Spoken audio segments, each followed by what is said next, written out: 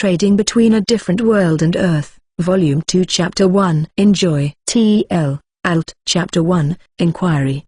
The return trip from Baron Mo's territory to southern Shiptown was uneventful. There was a time when Wataru was almost persuaded by a girl in a tavern in the M-City to go with her, and there was a time when Air almost got into trouble for vandalizing a small gambling den because a gambling match was being held there, but these are not important things, so there is no need to go into detail. It was late at night when they returned, after Wataru crossed over to another world at the beginning of July and they met the two girls. Various things have happened, and now it's August. Wataru's first impression of his home after a long time was that it was comfortable. Everything was familiar and relaxing, and the household appliances were convenient, so there was nothing to complain about. Thinking of the trip as a vacation rather than a business trip refreshed him, but that was probably just because he had a home to return to. He turned on the air conditioner and drank iced coffee in the cool room. So Wataru and the others finished their meal and went straight to bed. But the next day, after eating, Wataru started his computer and let out a stunned scream. What is this? Is something wrong? This is a machine called a computer, right? While we were on a business trip to Baron Mo, I had the potion orders emailed to me. But the number of them, was it small? There are a lot of them. There are 10 of them. That's great. You should be happier. Mariel, you forgot. We only have 15 of these potions that cure chronic symptoms on hand right now. If we get more orders, we'll be overwhelmed. Since many people use potions to cure acute symptoms, the demand for chronic treatment potions is not that high. Besides, it seems that old wounds that have been there for a long time require not only a pharmacist's power but also a magician's power, and it takes a lot of time and effort to make them. The reason he went to so many pharmacies in Baron Mo's territory was to increase his stock by even one bottle, but he couldn't buy that many because it would cause problems for the locals if he bought them all up. He couldn't just put other people at a disadvantage for his own profit. So many people are troubled by this. Yes, I guess that's a serious problem as well. They pay 5 gold coins for something they don't even know if it works. That's a lot of money. I almost forget when I'm with you, Master. No, it's a lot of money for me too. What's surprising is the extent of Ryoto Indo's connections. Or maybe it's the passion of professional players for their condition. 5 million yen is not a small amount of money if it can cure them. In just 2 weeks, 10 players who could think like that came forward. The scope of this project is sure to expand in the future. Even though I am not a big baseball fan, I recognized the names of 3 of the players. One of them is a legendary player who could be selected for the All-Star team or inducted into the Japanese Baseball Hall of Fame. What are you going to do? Who are you going to turn down? In the end, I'll accept them all. But we're going to have to give up the idea of waiting in line. The question is whether to use the first come, first served system or to swap the order based on influence. Wataru rejected Mariel's suggestion. In the emails, everyone wrote polite sentences saying they wanted to meet as soon as possible. It's early August now, and professional baseball players are approaching the middle and end of the season after interleague play. Some players are probably on the brink of not being able to renew their contracts for next season. So whether they will be able to continue playing next year or will be released may depend on a single potion and the player's future life. If possible, he would like all players to use it now. However, there is a problem. Wataru does not know the information of all the players who sent him an email. He could look up their records by their names. If he looked in a book like the player directory, which comes out every year, he might be able to learn about their likes and hobbies and even their estimated annual salary. He might even be able to find out about past injuries. But he certainly wouldn't be able to find out the personal details he really wants to know. What symptoms do they have,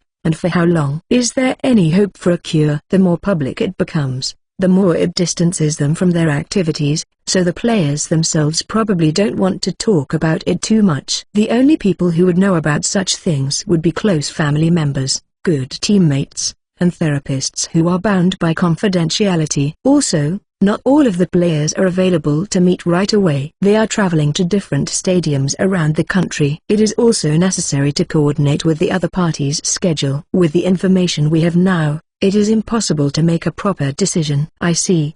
So we have to gather some information. Yes.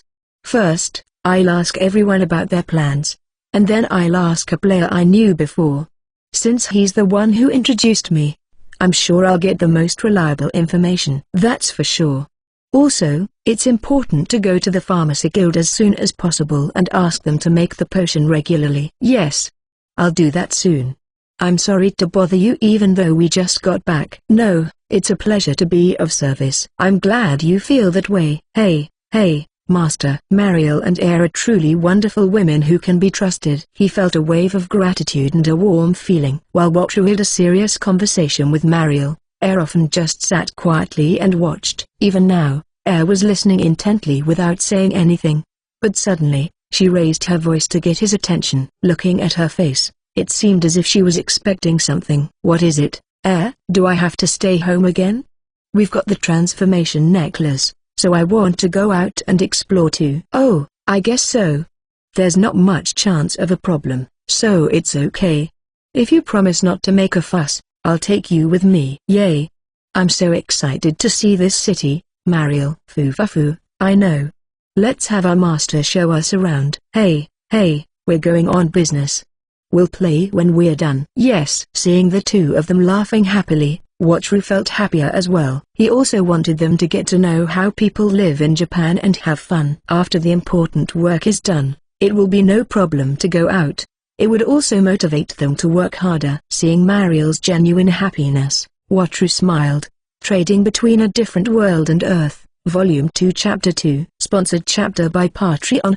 Enjoy. TL. Alt. Chapter 2. Yota's Introduction. A few days later, Wotru was able to meet up with Yoto again. Yota had fully recovered from his injury and was rapidly improving his performance in the pennant race. He was in a good mood as he had no problem signing a contract for the next season. People in the industry began to wonder what had happened in the past month. Yota was in a good mood when he agreed to meet Wotru again.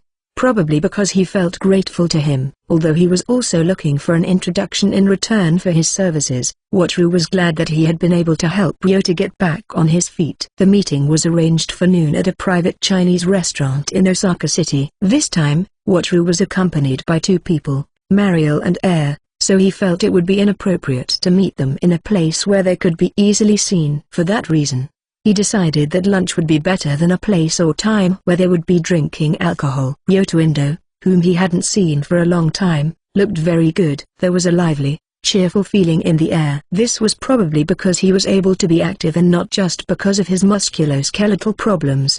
He walked briskly over to Wotru and the others who had arrived earlier and raised his hand. Hey, it's been a while. Nice to meet you. Who are these two? Long time no see. These two are my assistants.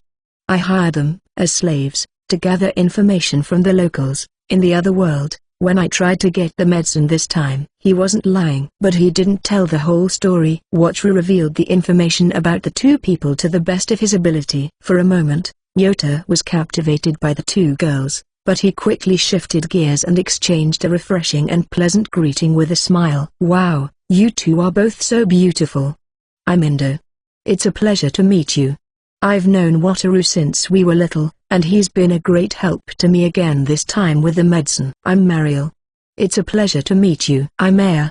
It's a pleasure to meet you. Wotru had been worried about Air's reaction, but fortunately, she ended up repeating Mariel's words, so there were no major mistakes. Air was only interested in the city's appearance, and the business negotiations themselves were a bonus. She had been told in advance that they would enjoy the food and that she would do her job as bodyguard, so there was not much to worry about. From the way Mariel had handled the talks so far, it didn't seem like she would make any mistakes. To begin with, there was nothing to worry about. In fact, Wotru had a feeling that she would do a better job than him. After the waiter had finished taking their orders, Wotru started to talk about the recent events before getting down to business. Yo-chan, you seem to be in good shape. I saw you on the news. Yeah, my batting average will be over 30% this year. It really is great to have no pain. I hadn't realized it before, but being able to move the way I want to is a huge thing. I realized that I had been unconsciously covering up and making unnatural movements. I want to ask you about the effects. Weren't you bothered by the different sensations you felt right after you got better? I got used to it right away. Even without an injury, my sensations change depending on my condition that day, so I always have to make slight adjustments.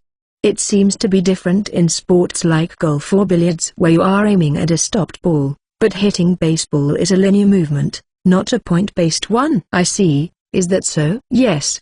In baseball, the trajectory of the batter's bat is superimposed on the trajectory of the ball thrown by the pitcher. In a sense, it's our job as hitters to make fine adjustments. I can see it that way. It's not just about hitting the ball, is it? I didn't know that. And it's not just that I can't move like I used to because of my injury, but the fact that I'm getting better and able to move like I used to is also huge. Yota expresses the trajectory of the swing by moving his hands from side to side. His hands move smoothly, with the kind of fluid motion you would expect from a pro. Every time Yota's large, long-armed hands moved, they looked somehow graceful. Maybe it's because there's no sense of waste. After Yota finished talking about his recent activities, he took a sip of water from his glass and then asked Wataru about his recent activities. What have you been up to since we last met? I introduced you to quite a few people, but my senior got angry with me because he couldn't get in touch with you. I'm sorry. I was out shopping. It took me 2 weeks to finally get it. I can't go into too much detail, but it was really hard on the way there. I see. You said it was hard to get the medicine.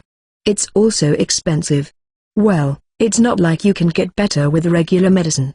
I guess there's no other way. So these two were the ones who helped me. Today is not about entertainment, Yo-chan, it's about sightseeing, so don't get the wrong idea. So that's the reason. Hey, I travel all over the country for work, so if you want, I can show you around, okay? Hey, don't try to seduce them. Thank you.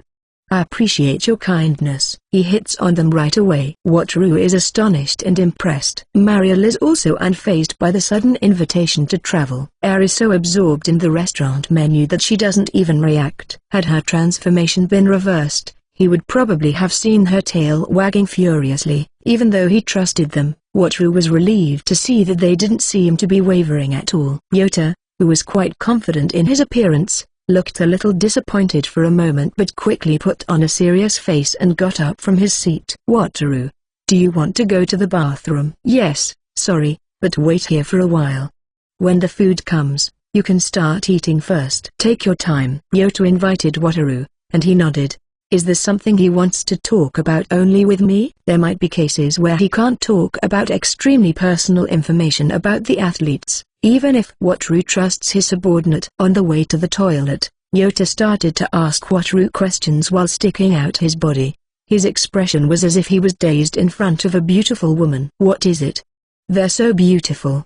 What's your relationship to them? Yo-chan, your attitude is changing too much. I mean, it's not about the athletes, it's about this, huh? I'm sorry. I'm surprised, you know. It's only natural. Anyway, it'll all be over with the medicine. It's not like it's a story that's going to be exposed in a weekly magazine, so there's no point in keeping it a secret. I guess you're right. So are you dating one of them? No, with both of them. Wataru deliberately made his voice very calm. He showed an attitude that said of course and prepared himself in advance for the reaction that would probably come back. As expected, Yota's mouth hung open. Are you serious? With two such beautiful women? You're dating two women at the same time? It's just that I had a little connection with them. They're both okay with it. Kah. I'm so jealous. That Wataru. You've become a womanizer, Wataru. Hey, stop saying that. That's why I don't like to meet old friends. They're too forward. I'll tell them about the old Wataru next time. Yo-chan. I'm going to get really mad. Don't get mad. Hey. But this Wataru. You have changed a lot. What kind of story will he tell them? Wataru wants to be a cool guy for them. If they are disappointed in him because of his current situation, that's one thing, but he doesn't want them to dig up old stories about him. Wataru tried to stop Yota, but from the outside, it probably looked like two friends just fooling around. The conversation continued as they stood next to each other in the toilet. Hey, do they have friends? I asked them here to work. Damn, I thought there was a chance. Yo-chan is popular, right? Baseball players often marry actresses and idols. Don't you have someone like that? Well, it's easy to get in touch with them. But you know. To be honest, don't you think they are better looking and better built than most celebrities? I've never met a celebrity in real life, so I don't know. but I was surprised at first, too. Yeah, me too. Ha. I'm going to get a girlfriend, too. Do that. Sorry, but don't try anything with them. I know that. You're my childhood friend, and you've been a great help to me as well. I won't do anything to repay my debt of gratitude. I trust you on that point. The reason why Wataru asked Ryota was partly because he didn't have any other contacts, but also because he thought that Ryota wouldn't do anything terrible to him. He was a person who valued his commitments. He wasn't afraid of being betrayed by the relationship of trust. When they came out of the bathroom and returned to their private room, the delicious smell of Chinese food immediately filled their nostrils. The lunch menu they had ordered was steaming. As they had been told earlier, Mariel and Air were already eating. Sorry, we kept you waiting. No, we were enjoying the food before you arrived. Master, this is really delicious. It's so good. The way she smiles innocently is so healing. As expected, Ryota also stopped fooling around in front of other people and began to eat calmly. The way he switched between public and private was brilliant. Wataru breathed a sigh of relief and thought that he was really lucky that he hadn't been exposed. It would have been too embarrassing if he had brought up the embarrassing things he had done in kindergarten or elementary school. Well then, shall we get to the main topic I called you here for? Yes. From this list, I think we should start with pitcher Kasamatsu. I don't hear that name very often. Sorry, I don't know him. He was a great pitcher in high school, but he hurt his elbow in his first year as a professional. They said he would be the second monster after Matsuzaka. Ryota answered Wataru's questions in detail. Ryota knew the players' injuries in detail, to the point that Wataru wondered how he knew so much. He also told him about his evaluation of the players as a fellow player, so it was easy to understand what kind of players they were. This kind of conversation continued until all 10 players who had emailed him were finished. This was useful in deciding who to prioritize, and it seemed like it would be useful in later business negotiations. Trading Between a Different World and Earth, Volume 2 Chapter 3, Sponsored Chapter by Patreon. Enjoy. TL, Alt. Chapter 3, Second Medicine Buyer. Yotaro Kasamatsu. Yotaro Kasamatsu is a name that shines in the history of high school baseball. He belonged to a prestigious baseball club in Kanto and participated in the Koshien tournament a total of 4 times. As an unwavering ace in his sophomore year, he won consecutive spring and summer championships in his senior year.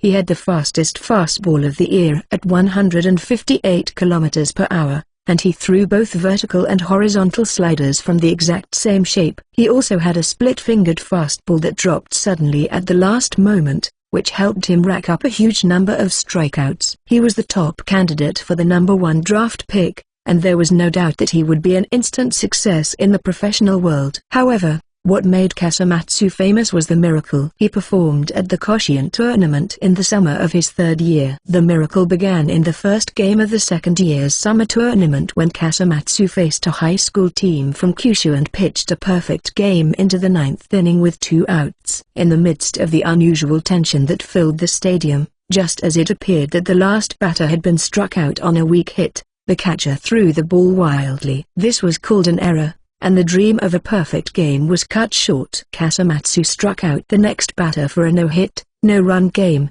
but his perfect game was cut short. He is said to have comforted his sobbing teammate by holding his shoulders. "Don't cry. There's still a chance. Lead me to another perfect game with your bat." That year, Kasamatsu and his team lost in the semi-finals, but the following year, the miracle happened again. In the summer of his 3rd year, Kasamatsu faced his last Koshien. In the semi-finals, he played a perfect game, avenging his loss from the previous year. This was the first time a perfect game had been pitched in the summer in Koshien high school baseball. Behind his success was the presence of the catcher, who had researched information on his rivals from around the country and made accurate decisions. Kasamatsu's name became firmly established as Monster Number 2. This is the good side of the story. After turning pro, Kasamatsu's career was plagued by a long period of darkness. He was drafted first overall and won his first game as a pitcher brilliantly, but then he unexpectedly developed elbow problems. He developed medial epicondylitis. He developed what is known as baseball elbow and was forced to take a long break from the game due to surgery. After that, his pitching sense became distorted. He began to have problems with his speed and control, and he spent a long time in the second team. Now, he is definitely one of the top players in the second team and is regularly promoted to the first team. In the first team, he was repeatedly taken off the field after taking a lot of hits. There are many players who achieve amazing results in high school, but then their peak is over. Nevertheless, there are many fans who are hoping for Kasamatsu's comeback. Once again, the glory of the past.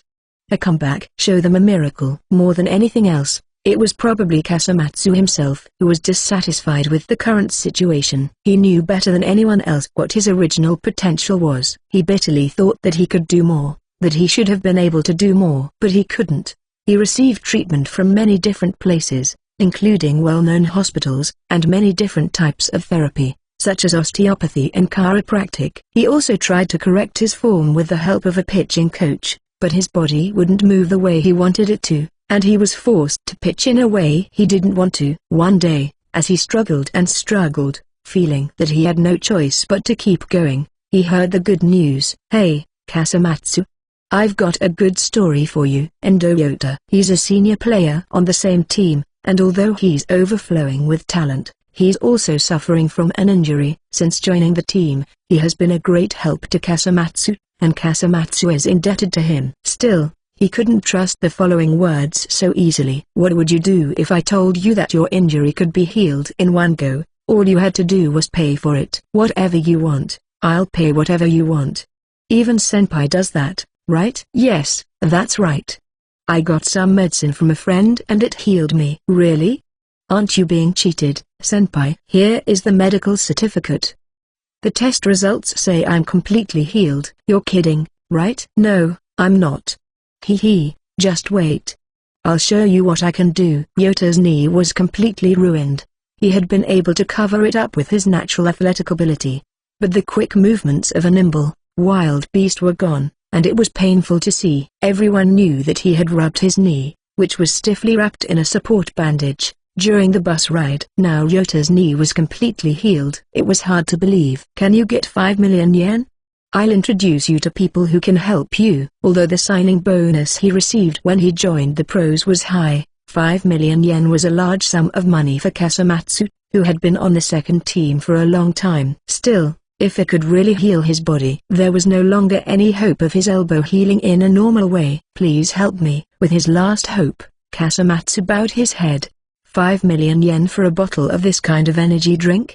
If it doesn't work, it's a scam. Kasamatsu had come to a rented room in the center of Osaka. This was so that he could try to move around once his condition improved. Even though it was a rented room, it wasn't a meeting room or anything like that, but more like a fitness or yoga studio, with a large room and mirrors set up on all sides.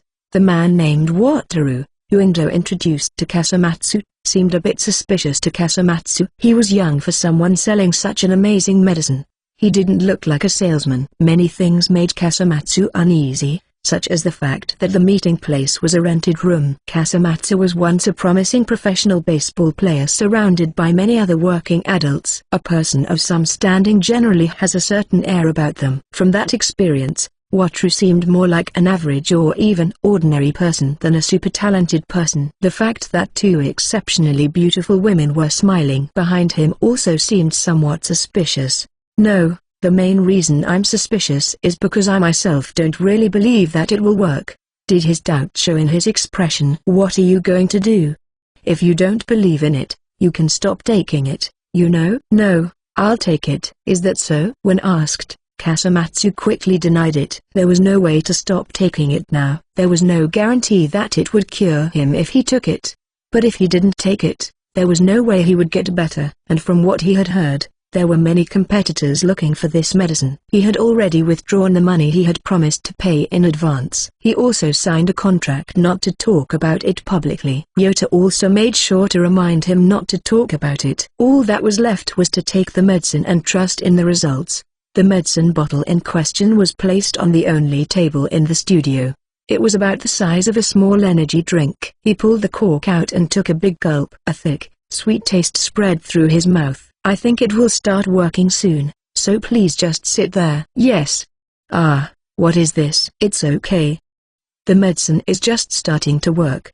Calm down." He sat there for a few seconds, waiting for the change to happen. Suddenly, he felt a strange sensation of heat and itchiness inside his right elbow. To his surprise, he looked at his elbow and saw that it was slightly glowing. Kasumatsu opened his eyes wide and stared at his own body. Why is my body glowing? This is weird. This isn't fireflies or squid. Kasumatsu felt a sense of urgency at the strange sight. At the same time, however, he could feel the heat and discomfort he had felt in his elbow for so long, slowly fading away. After the light had completely faded, he knew without being told that his body had changed from what it had been just a moment ago. Hey, what is this? Now that the light has died down, you can move your body as much as you like. Try it and see how it works. I've also prepared a towel for shadow boxing, as well as a ball and a net. Oh, I'll try it right now. He could tell even before he threw the ball. This was the real thing. The feeling of security that comes from having the right thing in the right place. He throws, as if to check, as if to test his elbow. The difference in sensation is corrected the more he throws, and he realizes that no matter how hard he throws, it doesn't hurt at all. The ball flies. It advances sharply, shaking the net. It's healed. He's healed. He can throw again. He can throw again with all his strength. Kasumatsu found himself sobbing. His vision was blurred with tears, and he couldn't see properly. I can throw again. All the frustration and fear he had been holding in suddenly spilled out. With his face flushed and tears streaming down his cheeks, Kasumatsu couldn't help but cover his face with his left hand. One by one, the tears flowed and wouldn't stop. If I could, I would throw more right now, but I can't. Wataru and the others couldn't help but cry as they watched Kasumatsu with his face down and tears streaming down his cheeks. When they approached Kasumatsu, who was still standing there, Wataru spoke to him in a friendly voice. This is good. Thank you very much. You're my savior. I'm not that great. You have no idea how much I wanted to get better. How much I really suffered. How thankful I am for this one bottle of medicine. He had devoted most of his life to the sport. He had given up all the time he could have spent playing games with his friends, having fun at school events, or going on trips with his family, and devoted it all to baseball. His body was his life. Wataru, who had cured his illness so easily, was like a savior to Kasumatsu. No one knew how much his feelings had been conveyed to Wataru. With a wry smile, he and the two female assistants calmed down for a while. Please observe your condition for a while and make adjustments. It might also be a good idea to have a thorough examination in a hospital. Yes. Thank you very much. Kasumatsu, who suddenly felt ashamed of himself for not trusting it when he realized that it was real, naturally started using polite language when talking to Wataru. When the tears had subsided, he smiled bashfully. His doubts had been completely erased. Just because your body is healed, it doesn't mean that you can definitely play. It depends on how you practice, Kasumatsu. I know that without being told. I'm a professional too. As long as my body works properly, I can definitely play an even bigger role. He was confident. Even when he watched the pitches of other professional pitchers, he could say with certainty that he was able to throw a better ball when he was in high school. Having seen many players as professionals, even if only briefly, he knew exactly where he stood. Are you sure you don't want me to advertise it?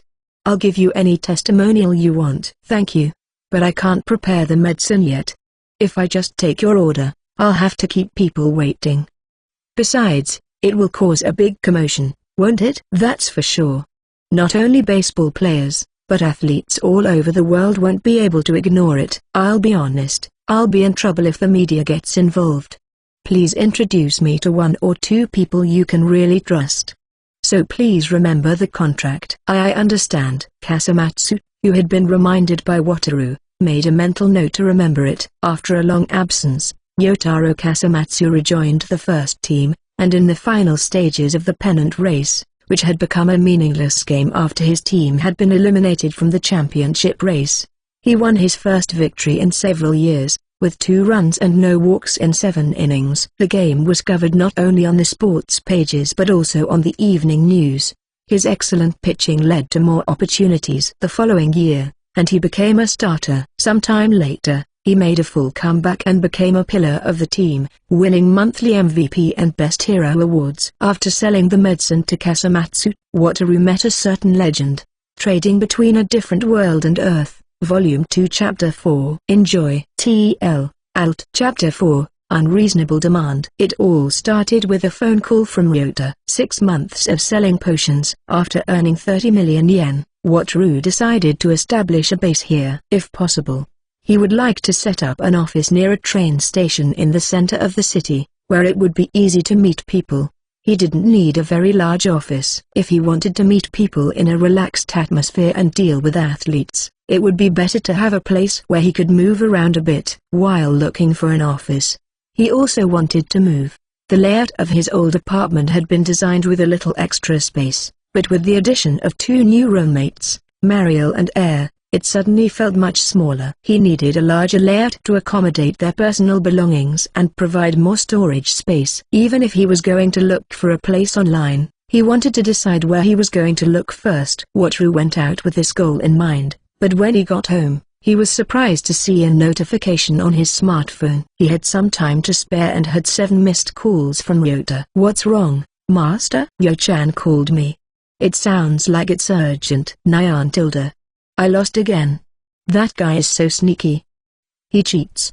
He must be cheating." Wataru asked Mariel, who had come to greet him upon his return, for a drink and went to his room. The air conditioner was working, and it felt good to cool down his overheated body in the middle of summer. Air was engrossed in the game he was playing for the first time since she came here. She was still engrossed in the competitive game and yelled out loud. A number of bad scenarios ran through Wataru's mind. This is no ordinary matter. Has something gone wrong? Has Ryota's body, which he thought had healed, been injured again? Quickly, he checked the notifications of the chat application and found a message from Ryota. "Sorry, I need to hear from you as soon as you get this.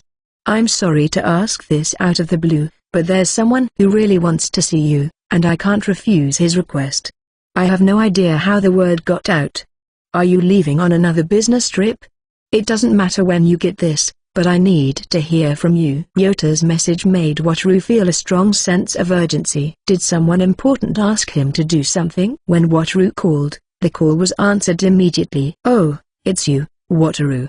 Sorry to bother you so suddenly." "More importantly, what's going on?" "You saw my message, right? It's the same as before. I don't know where he heard about it, but he suddenly wants to use it himself. I'm really sorry, but can you sell it to him?" "Who is he anyway? Do you know the professional golfer, Great Yamazaki?" "That's who I'm talking about." "I know who he is, but a professional golfer?" Wataru was confused to hear such an unexpected name. Great Yamazaki. He was a former professional baseball player who switched to golf and is the professional golfer with the most wins on the Japanese tour. He has also been the prize money king many times and is often featured on television and in newspapers. He is old enough to play on the senior tour, but he is still playing at the top level. Even I, who had never played golf before, knew his name well. He is a golfer who has created a faction known as the Army. In the past, he has been reported to have had dealings with the Yakuza, and he is a person who never lacks for topics, for better or worse. A lot of professional baseball players like golf. There are a lot of players who have benefited from his lessons, and some of them even participate in joint training sessions. There are a lot of bad rumors about him, but he seems to be a very charismatic person. Have you ever met him, Yo-chan? I think I've only greeted him once. But I'm on good terms with some of the older players who helped me with the team. And that's why you couldn't refuse him? Yes. It would have been embarrassing for me to disappoint the people who helped me. Wataru was silent for a while. In the meantime, Mariel came into the room and set down a freshly brewed iced coffee. He took a sip of the iced coffee, made with strong coffee and ice, and added syrup and cream. He calmed his thoughts for a moment and spoke as calmly as he could. Even if it's a request from you, Yo-chan, I have to think about it for a while. Even if it's someone important or famous, I don't want to be forced to do something like this and then have everything fall apart. There's a chance that the same trick will work next time. That's true, but I know you have a position to uphold. But aren't the players you introduced me to all people who want to get better as soon as possible? Ugh. I'm sorry. I'm being unreasonable, aren't I? I'll leave everything to you. Yes, I'm glad you understand. I'll try to meet your expectations as much as possible, but I can't promise anything right now. I'll see if I can secure additional supplies and get back to you as soon as I can. I'm counting on you. sorry to bother you with this." Watru hung up the phone after hearing Ryota's apology. An involuntary sigh escaped him. He had expected something like this to happen one day. Influential people will hear about it from somewhere and try to get their hands on it at any cost. There might even be people who would offer more money to be flexible. Still, he wanted to avoid such underhanded tactics if possible. Welcome Trading Company was amazing. Even though I was a suspicious person, they were still honest with me. If you say it's blue, it's blue.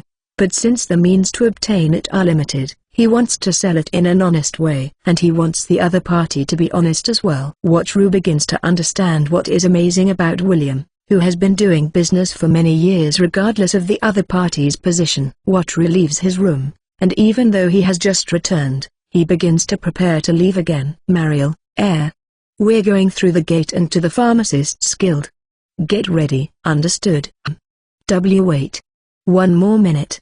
I'll be ready in a minute." "Good grief, hurry up." "Ha ha ha, I did well, so I'll let you off with a warning. If you leave a competitive game immediately because you have other things to do, you may be punished." Watru waited for Air to finish so that it would be okay to take a break. It's important to follow the order of things. Trading Between a Different World and Earth, Volume 2 Chapter 5. Sponsored chapter by Patreon. Enjoy. TL. Alt. Chapter 5. Earn a lot of money at Welcome Trading Company. Watru breathed a sigh of relief as he crossed the gate of the Jizo statue and shrine and entered the other world.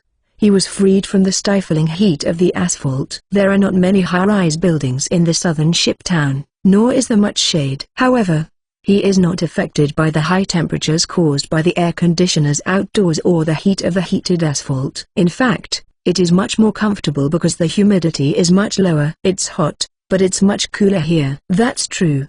It's comfortable inside Master's house, but it's surprisingly hot outside, isn't it? I can't stand the heat. I feel like I'm being smoked. I'm lucky to have the cool feather robe, but it might be a good idea for you both to have similar clothes. Please, I'd love one. I want something that's easy to move around in. If I can't find it, I'll just have to endure it. Don't push yourself, Air. No. I can't protect you if it's hard for me to move. Watru had previously bought the cool feather robe from the Welcome Trading Company. It was especially useful in Japan's intense summer heat, and he couldn't bear to part with it. However, Watru also wanted to get another one since he only had one and couldn't replace it. Mariel also seems to be struggling with the heat, and she doesn't look very good. As for Air, as soon as she left the house, her tail hung down, and she looked exhausted. Still, her high work ethic, as she tries to do her job as a bodyguard to the best of her ability, is worthy of trust. Watru trusted Air's work ethic completely. That's why he wanted to buy her something nice. They stepped out of the gate and started walking immediately. "But it looks like I'll be busy today. The main reason you came to this town today was to visit the Pharmacist Guild, right?" "Yes, but I've got a lot of other things to do as well. I need to show my face at the Welcome Trading Company and replenish the sugar, and I also need to check out the property I've been asking about. It looks like I won't have much time. For now, let's leave the sugar we brought and collect the money." Yes. Watru is no longer in urgent need of money, but he is busier than ever. It is said that the poor have no leisure time, but now he feels busier than before. Still, compared to when I was struggling to pay my monthly living expenses, I feel a completely different sense of spiritual fulfillment. Watru and the others still walk along the main street, but after going back and forth many times, he has come to understand the city a little better. As his knowledge increases, what he sees changes considerably, even though he is looking at the same scenery. Watru basically only walks along the main street for safety's sake. Of course, there are more people who are at least cleanly dressed, and people of a certain social standing also wear items that have conferred some kind of status. Some people wear them in an obvious way, while others wear them in a less obvious way, such as on their clothes, belts, or shoes. Watru's summer sweater is of the latter type. There was even a person who wore an astonishing number of earrings in his ears, and all them were, presumably, imbued with abilities. In such a society, if you judge people's abilities based on their appearance, you may end up getting hurt, and at the same time, if you look shabby, you are at greater risk of being taken advantage of. He also realized that if he had the money and luck to get the right things, he could improve his skills and climb up the social ladder. When he first arrived in this world, he was wearing some pretty eccentric clothes, which is why the thugs were watching him, but they didn't attack him right away. He was curious to know how much the nobles and wealthy merchants of this country wore. At the same time, the fact that Air was able to show such strength by single-handedly defeating Galactus without using such a powerful item made him even more confident in her abilities. The warehouse he wanted to rent was supposed to be near the shrine, but he had to visit the Welcome Trading Company first. By the time he arrived at the trading company, the heat in his body had subsided a bit, and both Air and Mariel had regained some of their energy. "Hello, is William-san here?" "Oh, Watru-sama. I've been waiting for you. Come, Mariel-sama and Air-sama too." This time, they were led directly to the reception room. Watru felt that their movements were unusually hasty. The tea was quickly prepared. The room was not very humid, so it was comfortable. "Thank you for coming. It's been a while. Did you manage to meet Baron Mo at the end?" "Yes. Thank you for your help. Thanks to you, Air was able to get her sword back." "I see. That's good to hear. Speaking of Baron Mo, do you know him?" "What is this about?" "It seems that he recently acquired a rare kaleidoscope, a work of art, and is attracting a lot of attention.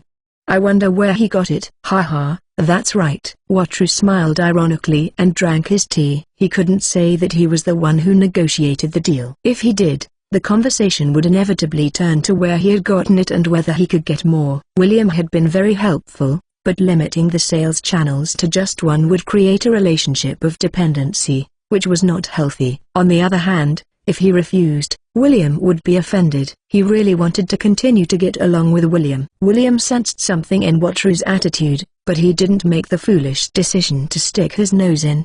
Instead, he adjusted his position on the chair and began to talk about the next topic. They were in a relationship where they could keep an appropriate distance from each other. "Actually, I really wanted to meet you, Watru-sama." "Is something wrong?" "Yes.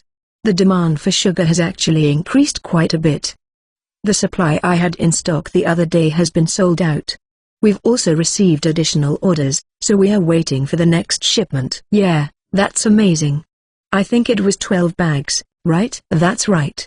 Since it was the first time, everyone paid the same price." "That's a huge amount of money." "Well, we charged a lot, so we can't sell it at the same price next time." Watru was really surprised, but William just smiled wryly. 12 bags of 100 gold coins each make 1,200 gold coins. Since one gold coin is worth about 1 million yen, that makes 1.2 billion yen. He makes that in about a month. Watru also makes money, but William is in a different league. Of course, William's business acumen in selling profits to the right places makes it possible, but he was still quite impressed by its sheer scale. And Welcome Trading Company isn't just about sugar. It's just one of the many products they deal in. Still, it's definitely a big business dealing with nobles, and they'd be in trouble if they couldn't deliver the goods. Wataru took the sugar he had packed in his backpack and handed it to William. And the payment was quickly prepared. 10 sacks of sugar that had not been paid for last time and 6 sacks of sugar this time. A large sum of 160 gold coins. From now on, I think we'll make the condition for the first transaction the same,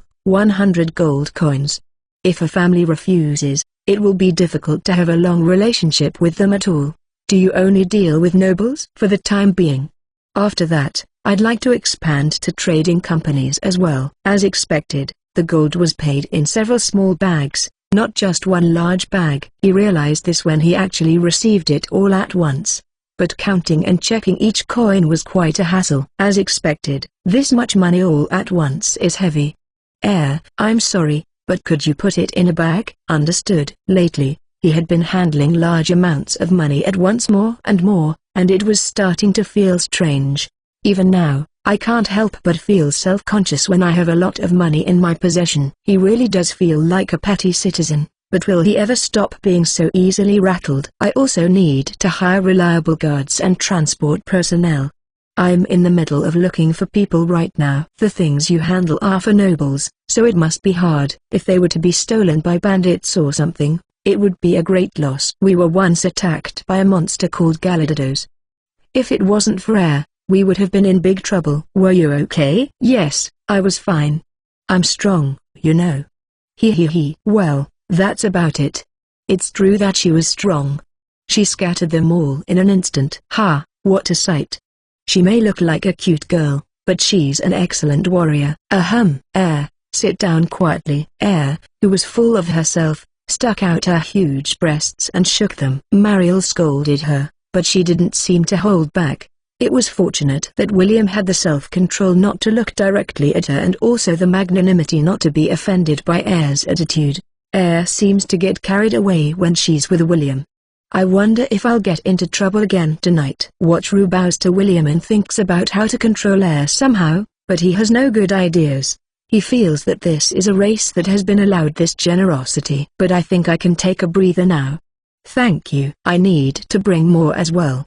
Then I'll need a warehouse to store it in. As for the warehouse you asked about, we've found a good piece of land near the place you mentioned. Oh, really? That's great, Master. Yes. We'll also leave the cart at the warehouse. That way we can move everything at once. It's about 50 steps down the same street. It's a good size and the rent is reasonable, so it's a good property to start with. If you want, I can be your guarantor. Thank you for taking care of everything. I want to have a good relationship with you in the future. It's an investment. Watru felt more comfortable when he was told that it was for profit. Of course, from their previous relationship, there was no doubt that it was not only for profit but also out of kindness. William could have deceived Watru, who knew nothing and made even more money, or he could have forced him to sign an unwanted contract and done as he pleased. Well, if you like, I'll show you the warehouse. Thank you. Welcome. No, I mean thank you. I'll punish you tonight. I'll help too. Onion. Following William's instructions, Watru and the others went to the real estate office. Trading Between a Different World and Earth, Volume 2 Chapter 6. Enjoy. TL. Alt. Chapter 6. Warehouse. The real estate office William took them to didn't look like a real estate office at first glance. It was hard to tell from the house logo on the signboard, but if you didn't know, you probably wouldn't have been able to tell on your own. It's a surprisingly good advertising medium to draw floor plans of properties on the front. This way. They're a well-known agency around here, and they have a wide reach. I hope we can settle this in one go. I think you'll probably be fine. I've already told them the terms in advance, so they have a list of candidates ready for you. Hello, I'm William. Oh, you're from the Welcome Trading Company. Is this the one? Yes, this is our customer, Watru-sama. I am Wataru. I look forward to working with you today. I am Goewei. It's a pleasure to meet you. Let's start right away and take a look around. Goewei is a man of about 50 years of age, and he speaks very quickly. His hairline is very thin, and he is very overweight. He is either nervous or efficient because he immediately pulls out some documents and starts moving around as soon as he greets everyone. Since William introduces him, he must not be a terrible person. Goewei leads the way, walking quickly. It was a road that Wataru had walked many times before, and he recognized the scenery. It was very close to the shrine. If he pushed a cart from the shrine to the warehouse, he could come and go without attracting much attention. The rent is 3 silver coins per month. That's cheap. Is that the going rate? Yes. It's quite spacious for a warehouse, and it's very cheap. The only drawback is that the loading dock is a little narrow. It's not on a main street, and it's also a little far from the business and industrial districts. Is it possible to bring in carts and wagons? No problem. This way, please. The entrance to the warehouse was surrounded by a high wall, and a fence kept horses off the property. The door opened after the lock was clicked. When the double doors, which were wide enough for a carriage to enter, opened, the spacious interior came into view. Watru and the others went inside to take a look around. As expected, it really is huge. There are no shelves in it right now, which probably makes it look even bigger. It's about 4 meters high, 10 meters wide, and 25 meters deep. There is a very small room in the front that looks like a waiting room. This is probably where they keep the office staff and security guards on standby. Air was checking the thickness of the walls by tapping on them and looking around to see if there were any other entrances or windows besides the main entrance, and she was doing her job well. She was probably judging based on whether the safety of the people she was protecting could be maintained rather than whether the building could function as a warehouse. It seems like this place is big enough, but I'll ask Mariel and Air for their opinion just in case. How is the security here? It's not bad, since it's on the patrol route of the guards. But it's not close to the barracks, so it's not great either. I don't think there's anything special to worry about. The walls are high enough and the view isn't bad, so if someone tries to break in, I think we'll notice. It seemed that the two of them were worried about security. The Welcome Trading Company always had a large number of employees inside, and the slave trader Massa's shop had guards posted. With no obvious security devices in place, the state of public safety must be a concern. Perhaps he should get a security system as well. So, regarding the length of the contract, if you pay for a year in advance, we will reduce the monthly rent by 1 month. What will you do? Oh, I'll pay for 5 years in advance. Huh? I understand. Since I'm off and away, it would be quite inconvenient if you came to collect the rent every month. I see. Gorwei looked at Wataru with eyes that saw a mysterious person, but he was satisfied with his words for now. Since there are many cases of disputes due to non-payment, there is no reason to refuse someone who pays well. He must be one of their best customers. Mariel, would you please pay for this? Very well. If you're going to leave more things to me in the future, it might be a good idea to have a seal made as well. I see. I'll start making preparations for that as well. Now that we've rented a warehouse, I'll make another list of things we need. When asked to sign the rental contract, Wataru made another signature that no one else could read. From now on, it would be necessary to prepare for the company to continue doing business. In that sense, it was a very meaningful expenditure to have made this first base. William, who had watched in silence until Wataru's rental contract was finished, spoke to him as soon as it was over. It seems you were able to rent it safely. I will take my leave for today. Thank you for your help in your busy schedule. Thank you very much. Well, I hope we can both find a little more time next time. Now, I'm off to deliver the goods to the nobles. I'll see you again. Seizing the moment to make a profit, William left like the wind. Watching his hasty return, Wataru felt a mixture of emotions. He wanted to make money but didn't want to rush off like that. When his work wasn't going well and he wasn't making much money, he worried about wanting more work. People can be so extravagant, Wataru thought. Trading Between a Different World and Earth, Volume 2 Chapter 7. Sponsored chapter by Patreon. Enjoy. TL. Alt. Chapter 7, Pharmacists Guild. The warehouse had various facilities, and Wataru strongly desired to bring in the goods.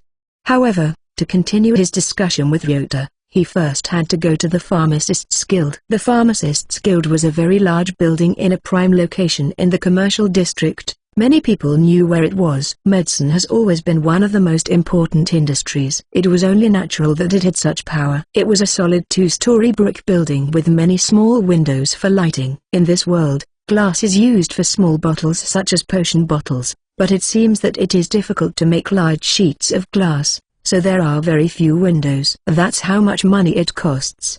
The sign was decorated with ginkgo-like leaves. It's huge. Guilds aren't really workshops, are they?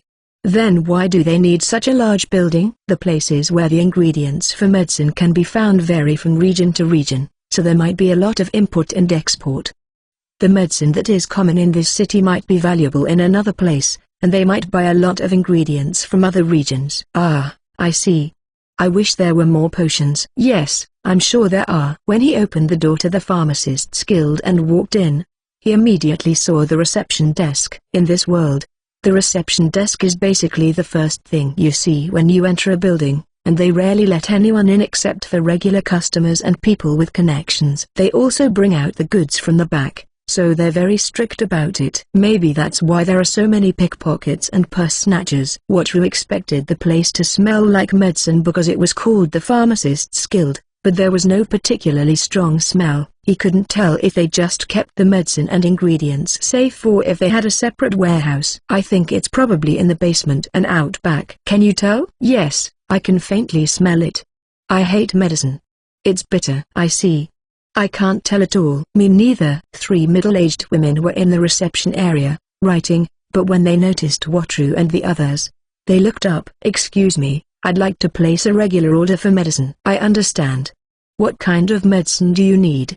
And how much? I would like at least 5 bottles of the chronic disease medicine every month, preferably 10, and a maximum of 15. So much medicine for chronic treatment? Is there a reason for that? The receptionist looked up from the order form she was filling out and showed a puzzled expression when she was asked for a large amount of medicine that was not normally needed. If there's an order they don't understand, they must suspect it's being used improperly. I come from a country very far from here, and there are no potions for chronic treatment there. So there are a lot of people suffering from old injuries. I see. I understand. Now that you are placing an order, you will have to buy the medicine, but are you sure you have the money? I don't want to say this, but these medicines are quite expensive, you know? The standard price at the city drugstore is 3 gold coins. In the Japanese yen, that would be about 3 million yen. Even so, it would probably be too cheap compared to the high medical fees of modern medicine. There must be people among the very rich who would be willing to pay 100 million or even 1 billion to be cured. Wataru has a steady income from sugar, and for the time being, he has no fear that it will decrease. He nodded with a sense of ease. 15 bottles a month should be enough. Shall I pay you 45 gold coins for now? I'd like to buy them all at once and take them home, but I don't have enough money. If you buy them all at once, we'll give you a small discount. 43 gold coins should be enough.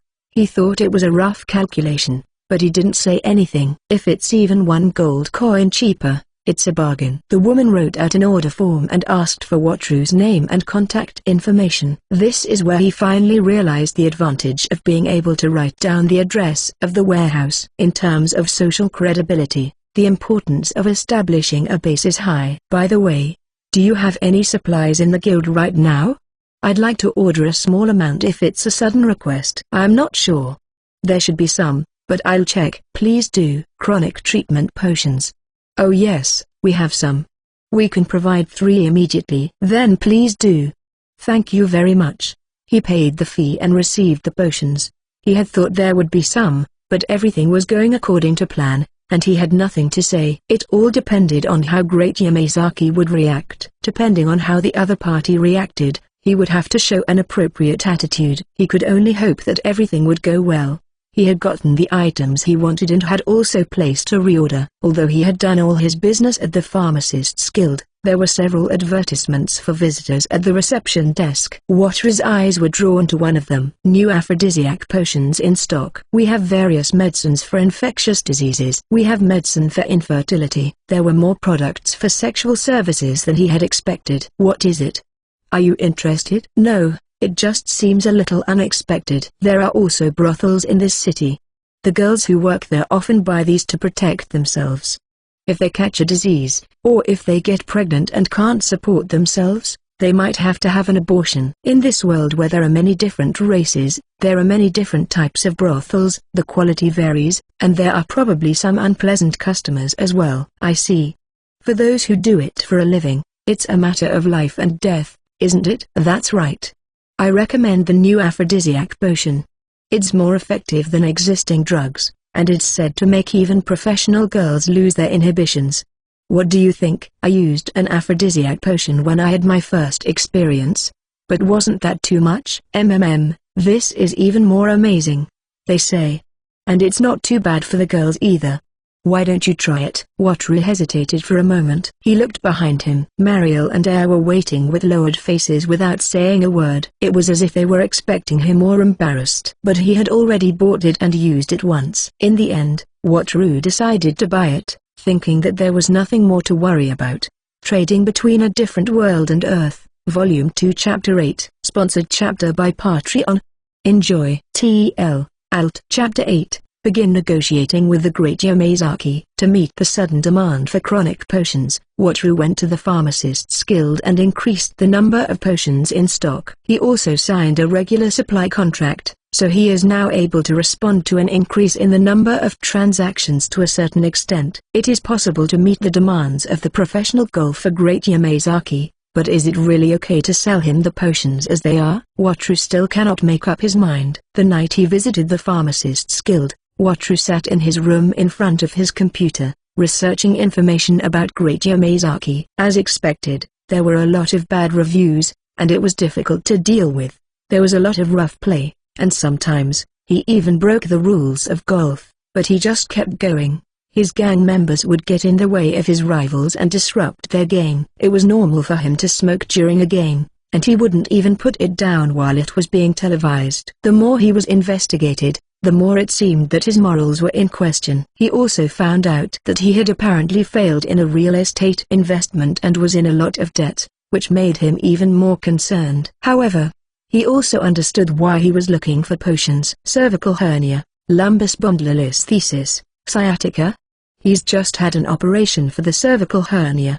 It's not surprising that he's looking for potions if he wants to keep working, so there's a possibility that he mistakenly thinks that he can get some flexibility if he asks for it. In the end, it all depends on the other party. I hope the other party is satisfied with the product alone, Master. Yes, but I wonder.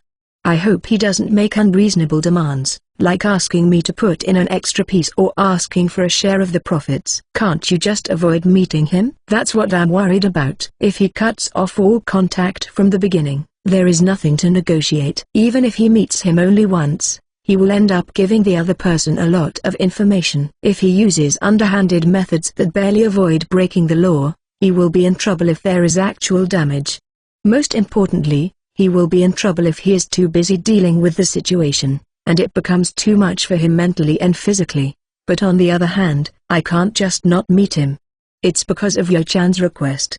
The reason you're doing so well now is because Indo-san introduced you through his connections, right? He's just starting to get back on his feet, so I want to make sure he doesn't have too many worries. I think it's wonderful that you value the connections you make with people like that, Master. Thank you. Mariel knows me well, so I'm happy, too. Just having someone who understands makes all the hard work worthwhile. Although he hasn't rented an office yet, maybe that's for the best. If he had a fixed office, there was also the risk that it would be easier for people to gather information and interfere if necessary. He didn't know if Great Yamazaki still had connections to the Yakuza, but if he did, there was a possibility that he would be harassed. Wataru had no choice but to arrange a meeting and tell him the date. He would also rent the same studio as the last time. If it comes to it, I might need Air's power. Yes. Wataru looked at her. There, Air stood, her eyes glazed over and her face flushed. Her whole body was covered in sweat, and she exuded a sweet smell. It looks like it's going to be tough. My body is hot, hot, hot. Her mouth was open, drool dripping down her chin and wetting her neck.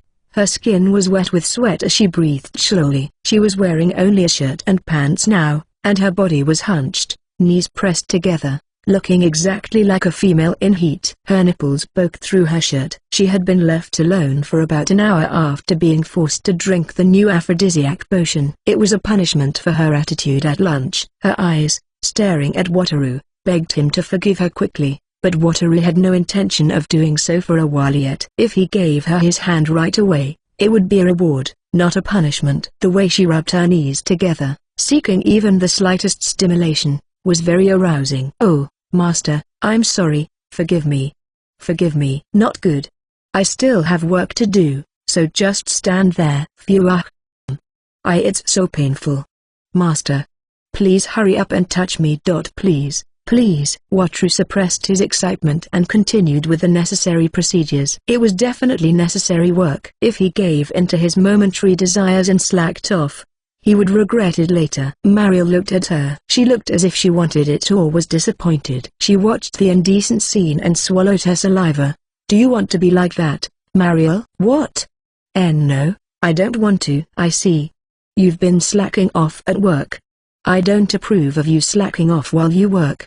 Tomorrow, I'm going to give Mariel the same punishment. Be prepared for it. Why yes. I'm sorry, Master. Mariel said her apology with a dazed expression. Well, Wataru thought that he would ask for the aphrodisiac and the energy potion next time. The day of the meeting with Great Yamazaki was a very hot day. The sun was beating down on them, and the heat had been intense for several days in a row. Wataru and the others had arrived at the studio first and were getting ready when they heard the doorbell ring and turned to look at the entrance. There was a man of about 60, followed by a long line of middle-aged and younger men, making a total of about 10 people. Great Yamazaki dyed his hair jet black and had a body that looked like an athlete's, so he looked younger than his age. However, his face is intimidating and far from gentle. At this point, It was different from the agreement. The previous agreement for selling potions was that the buyer would always come alone. The potions that Wataru was selling definitely fell under the category of pharmaceuticals, so if they were seen by a large number of people, there was a very high risk of being caught for violating the pharmaceutical affairs law. Wataru's expression became stern, and both Mariel and Air went on alert. "Hey, we agreed to meet alone." "I'm sorry about that.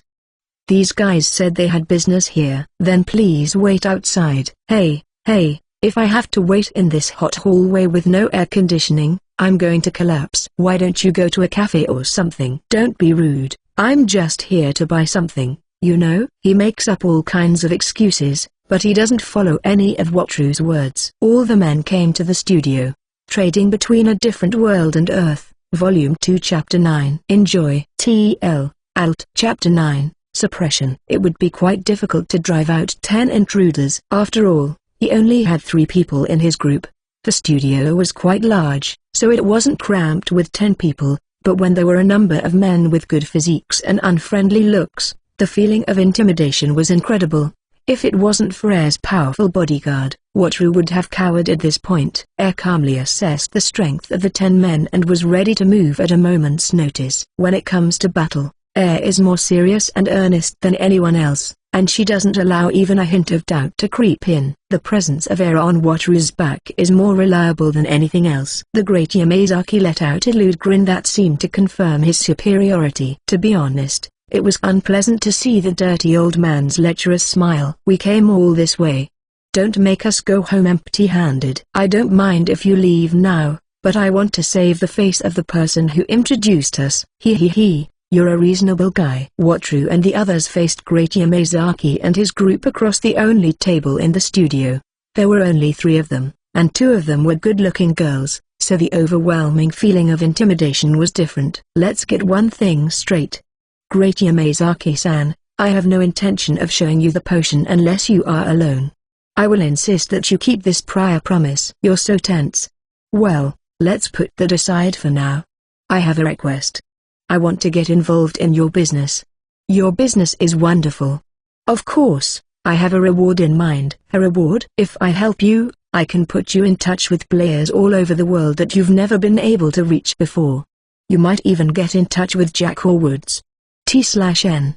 Probably Jack Nicklaus and Tiger Woods. I don't think it matters because I think this potion will get a lot of attention when the time comes, and I think offers will come from all over the world on their own. Even so, if you have introductions, the length and speed of your reach will be completely different. Even with the small scale I have now, I'm already having trouble keeping up with my product stock. So is that okay?" It would be a lie to say that I'm not interested in the world's top players, but there's no need to push things now when I can't even get the products together. Yamazaki's smile faded as Wataru's short answer continued. Nevertheless, he continued to list his conditions as if to maintain the appearance of a negotiation. "I can be your backer if anything happens.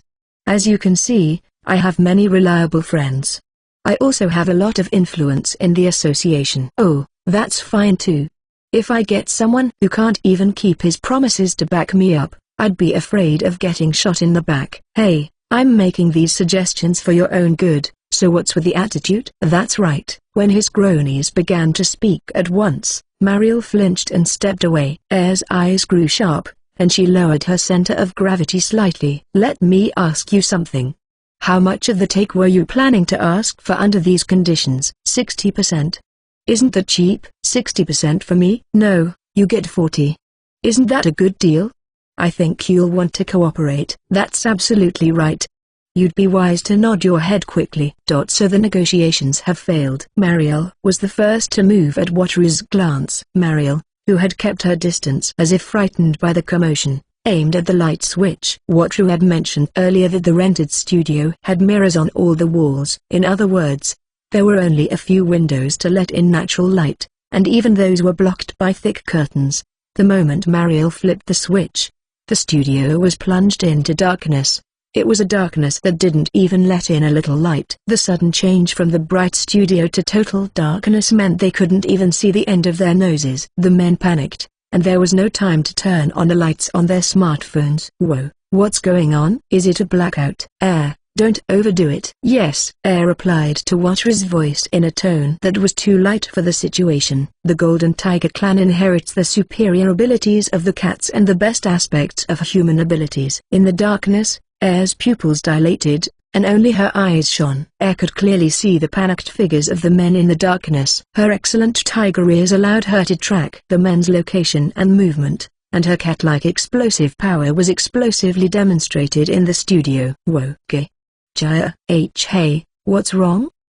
In the darkness, there were many screams and cries of pain. The sound of people collapsing. Shrouded in darkness as well, Wataru calmly waits for the time to come. Master, Mariel, it's over. Turn it on. Yes. With the click of a light switch, the lights returned to the studio. However, the scene had changed considerably. All of the cronies except for Great Yamazaki had collapsed to the floor, groaning or unconscious.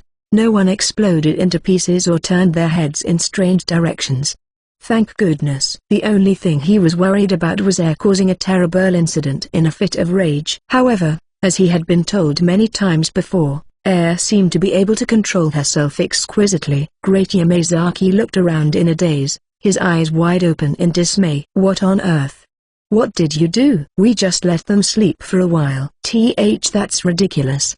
There were 10 of them. How could you do that in such a short time?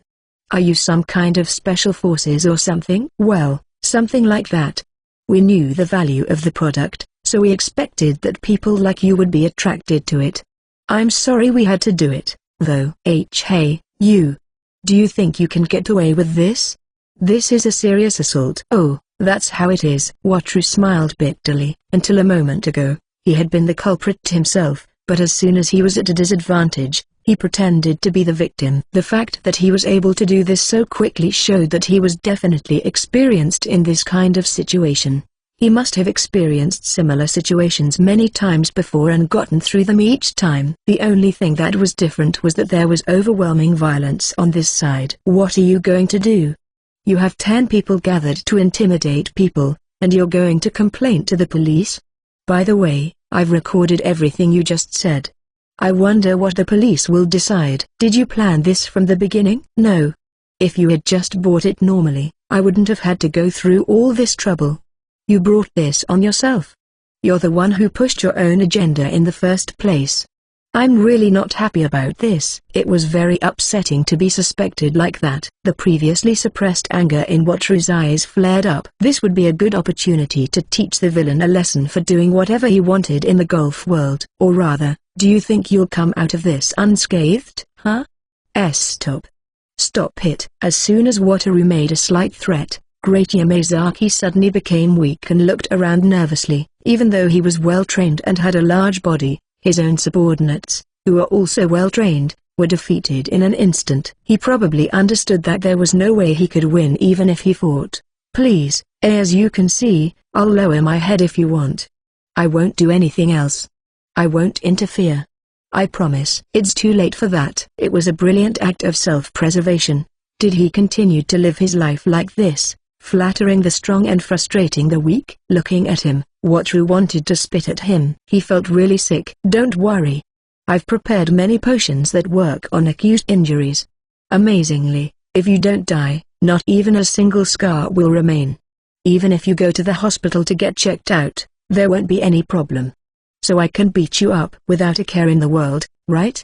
Please stop it. Do it. At the short command, Air began to move. Great Yamazaki's screams echoed, but the studio, which was equipped with soundproofing that could withstand intense exercise and played various types of music, did not leak any of it outside. Acute treatment potions are considerably cheaper than chronic treatment potions in other worlds. Let's just consider it a necessary expense to protect themselves. If I'm going to listen to it, I'd rather hear the screams of 2 cute girls than the screams of a dirty old man. Master, you are going to punish me thoroughly tonight, aren't you? Yes, you better be prepared. He literally engraved it into Great Yamazaki's bones so that he would never lay his hands on them again. Trading Between a Different World and Earth, Volume 2 Chapter 10. Sponsored chapter by Patreon. Enjoy. Alt Chapter 10. Clean up. After Great Yamazaki and the others rushed out of the studio in a panic, Wataru and the others cleaned up the studio. In the end, They were unable to sell the chronic healing potion and had to use some acute potions instead. At least they were able to see Great Yamazaki's face turn completely pale as he fled home trembling, so that was a bit of a relief. Well, the pitiful sight of Great Yamazaki was quite refreshing, to be honest. I hope he learns his lesson. In our world, it wouldn't be strange for someone to become a criminal slave, but it seems like things are pretty relaxed here. I was proud of the fact that we live in a country with good public safety, where violent crimes are rare, but after this incident, I've lost some of my confidence. Great Yamazaki, who appeared unharmed on the outside but had been beaten up countless times, crawled back home. In the end, he is so shaken just by seeing Air's figure that he is unlikely to come back for revenge. However, this incident made him think that he might want to rent a safer place to live. Since he had a product that some people thought was worth 5 million yen, it was definitely better to have full security. He began to feel that he couldn't afford to be too busy or lazy. Air did a great job this time. You were able to hold back and not kill them properly, and I'm sorry I made you do something unpleasant at the end. No, it's okay. I'm glad I could help, too. Air said this humbly, but she doesn't have a sadistic streak. Fighting a stronger opponent would be one thing, but fighting someone much weaker than herself while holding back and causing them pain would be an act incompatible with Air's pride as a warrior. Still, Air did her job without complaint, even though it was her role as a slave. Watru felt bad. He patted Air's head, which seemed to be depressed.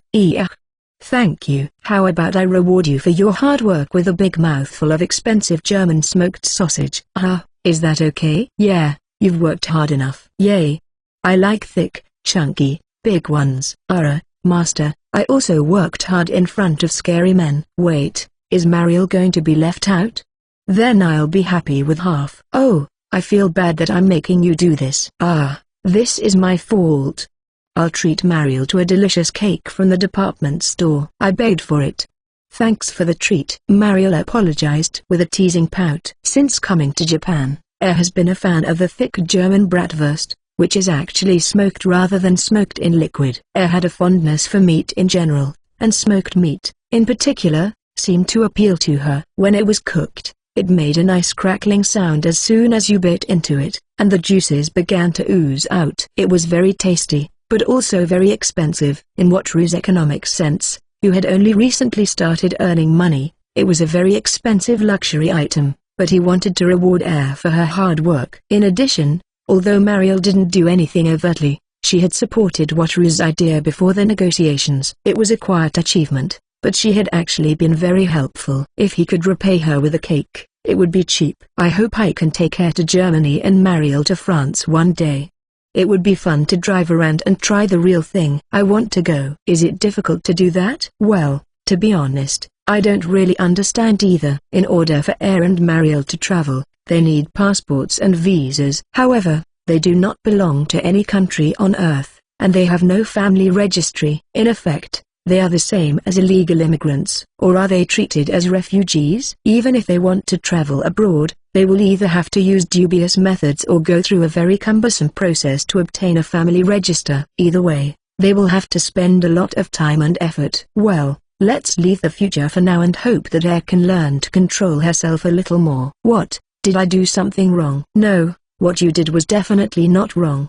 It's just that you didn't go easy enough. By Air's standards, she probably went easy enough. This effort must be recognized. After all, the possessor of the power to easily twist and kill monsters from another world did not kill anyone. However, some of Great Yamazaki's subordinates were in critical condition with broken bones. Depending on where they were hit, it wouldn't be surprising if they developed nerve symptoms such as paralysis of the lower body. Since they were also sprayed with potions, the problem shouldn't show up.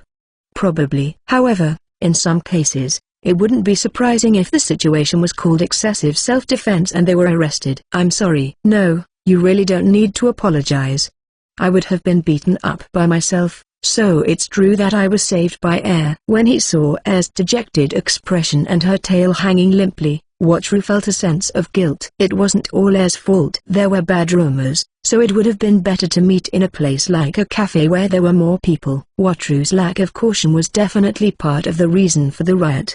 The responsibility of a slave is also the responsibility of the master, said the slave trader, Maso. It's Wataru's fault that he can't use it well. That's why he must learn from his mistakes. That's why we're going to learn martial arts to help Air understand the power of this world. Air, you've already seen the videos, right? Is that okay? Yes. Yay. Air's eyes lit up, and her tail started to wag. Oh, she's so happy about it. The things Air is deeply interested in this world are food videos and martial arts. If she does some sparring and fights, she'll get a better idea of the standard strength of this world and stop breaking things too much. Hey, what kind of opponents can I fight? Shimoshiba Morihei, Ender Gozo, Michael Tyson? Well, I don't think that will be easy. What about Big Son Gracie? That's going to be tough too. As Air named one great fighter after another with a twinkle in her eye, Wataru could only smile wryly. Will she ever be able to fight against such great fighters? And then, on the 6th of August, Wataru and the others visited a famous mixed martial arts gym in the city. I am looking forward to it. I'm looking forward to it. Air's loud voice echoed around the gym, which was filled with many trainees. Trading Between a Different World and Earth, Volume 2 Chapter 11, sponsored chapter by Patreon. Enjoy. TL, Alt. Chapter 11, Mixed Martial Arts. Mixed martial arts, MMA, is a sport that combines the various elements of martial arts, such as striking, throwing, and grappling, techniques that focus on joint locking. Historically, most martial arts have been classified as either striking arts, such as karate and boxing, or throwing arts, such as judo. By combining these, mixed martial arts can be said to seek to achieve a more comprehensive strength. Wataru and the others visited Perfect Gym, one of the larger gyms that has several professional athletes on its roster. The difference between large and small martial arts gyms is surprisingly large, so gyms that attract people are thriving, while gyms that don't attract people are surprisingly empty. There is also a tendency for large gyms to open branch gyms one after another near major train stations, and Perfect Gym is one of them. Wataru used the gym near Tennoji Station this time. There was a large sign, and the poster for the upcoming match featured a photo of a famous professional fighter. One of the fighters, Ida, was the person they had come to see. Wataru planned to sell him a bottle of chronic potion, and, at the same time, ask him to be Air's training partner. It was like killing two birds with one stone. Inside the gym, many trainees were working up a sweat, and the place was filled with a variety of sounds: the sound of people hitting the punching bags, the sound of people practicing footwork, and the sound of people landing a throw. The place was filled with energy and enthusiasm. Since most of the users were men, the women naturally attracted a lot of attention. Their level is so high. What? Are they actresses? Their faces are so small, their breasts are huge, and their legs are long. They look like print idols. Maybe they're here for a photo shoot. They have blonde and silver hair, so they look like foreigners. Is that guy their lover? I think he's their manager. Or rather, if he were their lover, I'd kill him. Haha, who's going to fall down from your punch? It's more likely that they'll be so surprised by your small penis that they'll fall over. Hey, don't make fun of me. Or should I knock you down instead? No way, man. I want those big asses and thighs. This was the general reaction of the guys who visited the gym. Even those who were more reserved and those who could at least be considerate with their words had essentially the same opinion. They were fascinated by Mariel and Air, felt a strong interest in them, thought about their relationship with Wataru, and were jealous of him. Some of them even stared at Wataru with obvious hostility. The look of the men with their well-trained bodies was intimidating. However, they would not suddenly attack him in the gym. Wataru trusted Air's protection more than anything else. Without hesitation, Wataru entered the gym and called out to the man at the reception desk. If there's no danger of misunderstandings, it feels good to walk around with a beautiful woman at your side. I have an appointment. My name is Sakai. Ah. We've been expecting you. The boss is waiting for you. Following the man's lead, Wataru and his companions entered the back of the gym. The gym spanned several floors, and employees, such as office staff and trainers, used the upper floors. The room that Wataru and the others visited was a small room next to the office. To their surprise, there was also a ring. A person was silently shadowboxing. There's a ring upstairs, too, isn't there? Yes. This is a room where fighters who are about to compete can spar privately or stream videos to distribution sites. These days, We get a lot of people who want to join from the distribution sites. Oh, I see. Speaking of which, when I researched this place, I watched the videos first. Thank you. President. Sakai-san is here. The man who came out when he was called was about 40 years old. Even though he is the boss, he is a former martial arts fighter, and his arms, which can be seen through the sleeves of his short-sleeved shirt, are well-trained. He had cut his hair short and gave the impression of a refreshing athlete. Thank you for your help. Please take care of the rest. Yes, sir. Excuse me. Nice to meet you. I'm Tanaka from Perfect Gym. This is Ida. I'm Sakai. Nice to meet you. Us. Nice to meet you too. I understand you were introduced by Endo-san, but, to be honest, will it really work? To be honest, it's all too convenient to be true. Tanaka lowered his voice. Ida, who was about to receive the chronic potion, was a top-class fighter with a high profile in the industry. He was also broadcast on the Slime video streaming site, and he could draw a large audience and fill the venue every time. He also had his own video distribution channel with hundreds of thousands of subscribers. Although the room is private, it is not completely soundproof. It was clear that they did not want the fact that a popular fighter in the industry was injured to become public knowledge. So far, the treatment has been 100% effective. Even players who were injured again after surgery have been cured, so I think you can rest assured. I see. Then can we start right away? Oh, I want you to promise me one thing first. For this contract, we will exchange a non-disclosure agreement, so please make sure there are no leaks. Of course. Ida is also a trustworthy guy. Us, people who can't keep their promises are scum. I'll definitely keep it. People are more careless than you think. There are careless people who slip up even after exchanging a non-disclosure agreement. Or maybe it would be more accurate to say that there was one. They ended up having to pay a penalty fee, but the trouble they caused was more painful than anything else. It would probably be best to be extra careful. Yota also seemed to have a lot of trust in Ida, so he didn't want his expectations to be disappointed. Ida, who had been in the ring, slowly came down. He must have been training until just now because his whole body was pumped up. He must be about 185 centimeters tall. Even through his shirt, the muscles that make up his chest, such as his pectoralis major and latissimus dorsi, are very well developed, and he looks very big. Yo-chan is taller than him, but Ida-san has a more intimidating presence. From what Wataru had researched beforehand, he was 26 years old. He is a true genius who already holds 2 weight classes. He is a bit older than Wataru, but he has a presence. Like Yo-chan, top-class athletes have a certain presence. Even though Wataru didn't think he had what it took, he was able to hold business talks and communicate with top-level people. He thought he wasn't so bad after all. Besides, once he started talking, most of the people he met were sociable and friendly, and they were all polite and kind. After confirming the payment, Ida drank the potion he was given without hesitation and then flashed a toothy smile. Wow, that was intense. This is really amazing, boss. I see. We paid a lot of money for this. You'd better win the next match. Thanks. Leave it to me. So, I've heard about this, but is the beautiful young lady behind you the one who will be sparring with Ida? Yes, this is Air. She's said to have mastered various martial arts overseas. This time, she's become interested in Japanese martial arts, so I thought she might as well try it out. I wonder if that's okay. Of course, there will be some restraint, but there are always unexpected things that can happen in martial arts, so I'm not sure how we would deal with any problems that might arise. No, boss. This girl is really strong, I think. Air is strong. People often judge her appearance, but her pure power is no joke. Can you show us the performance we talked about? Following Wataru's call, Air slowly began to lower her upper body. As she placed her hands on the linoleum floor, she slowly began to raise her lower body without using any momentum. Wow! No way! This is amazing.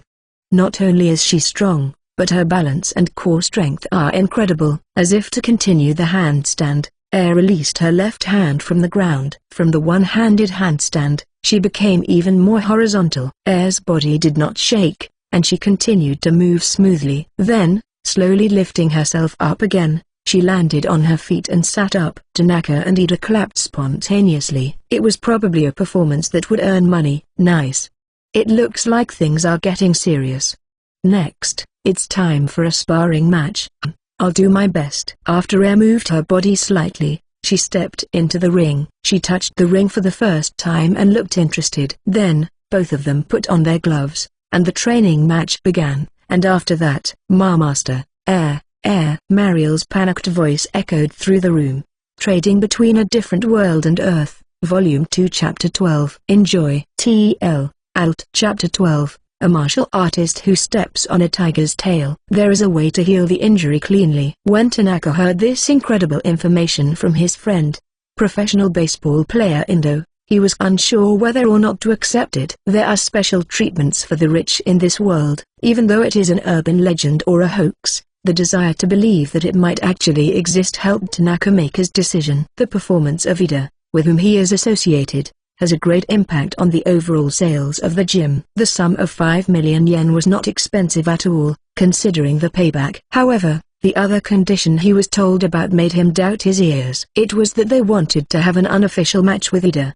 The opponent was a woman, and at first, Tanaka thought it was like a memorial showdown. She had a very cute appearance, and the way she wore a shirt and sweatpants made her body line stand out, making her look more like a print idol than the fighter. As part of the fan service, it's fine to be gentle with her and just have some fun. But what's going on here?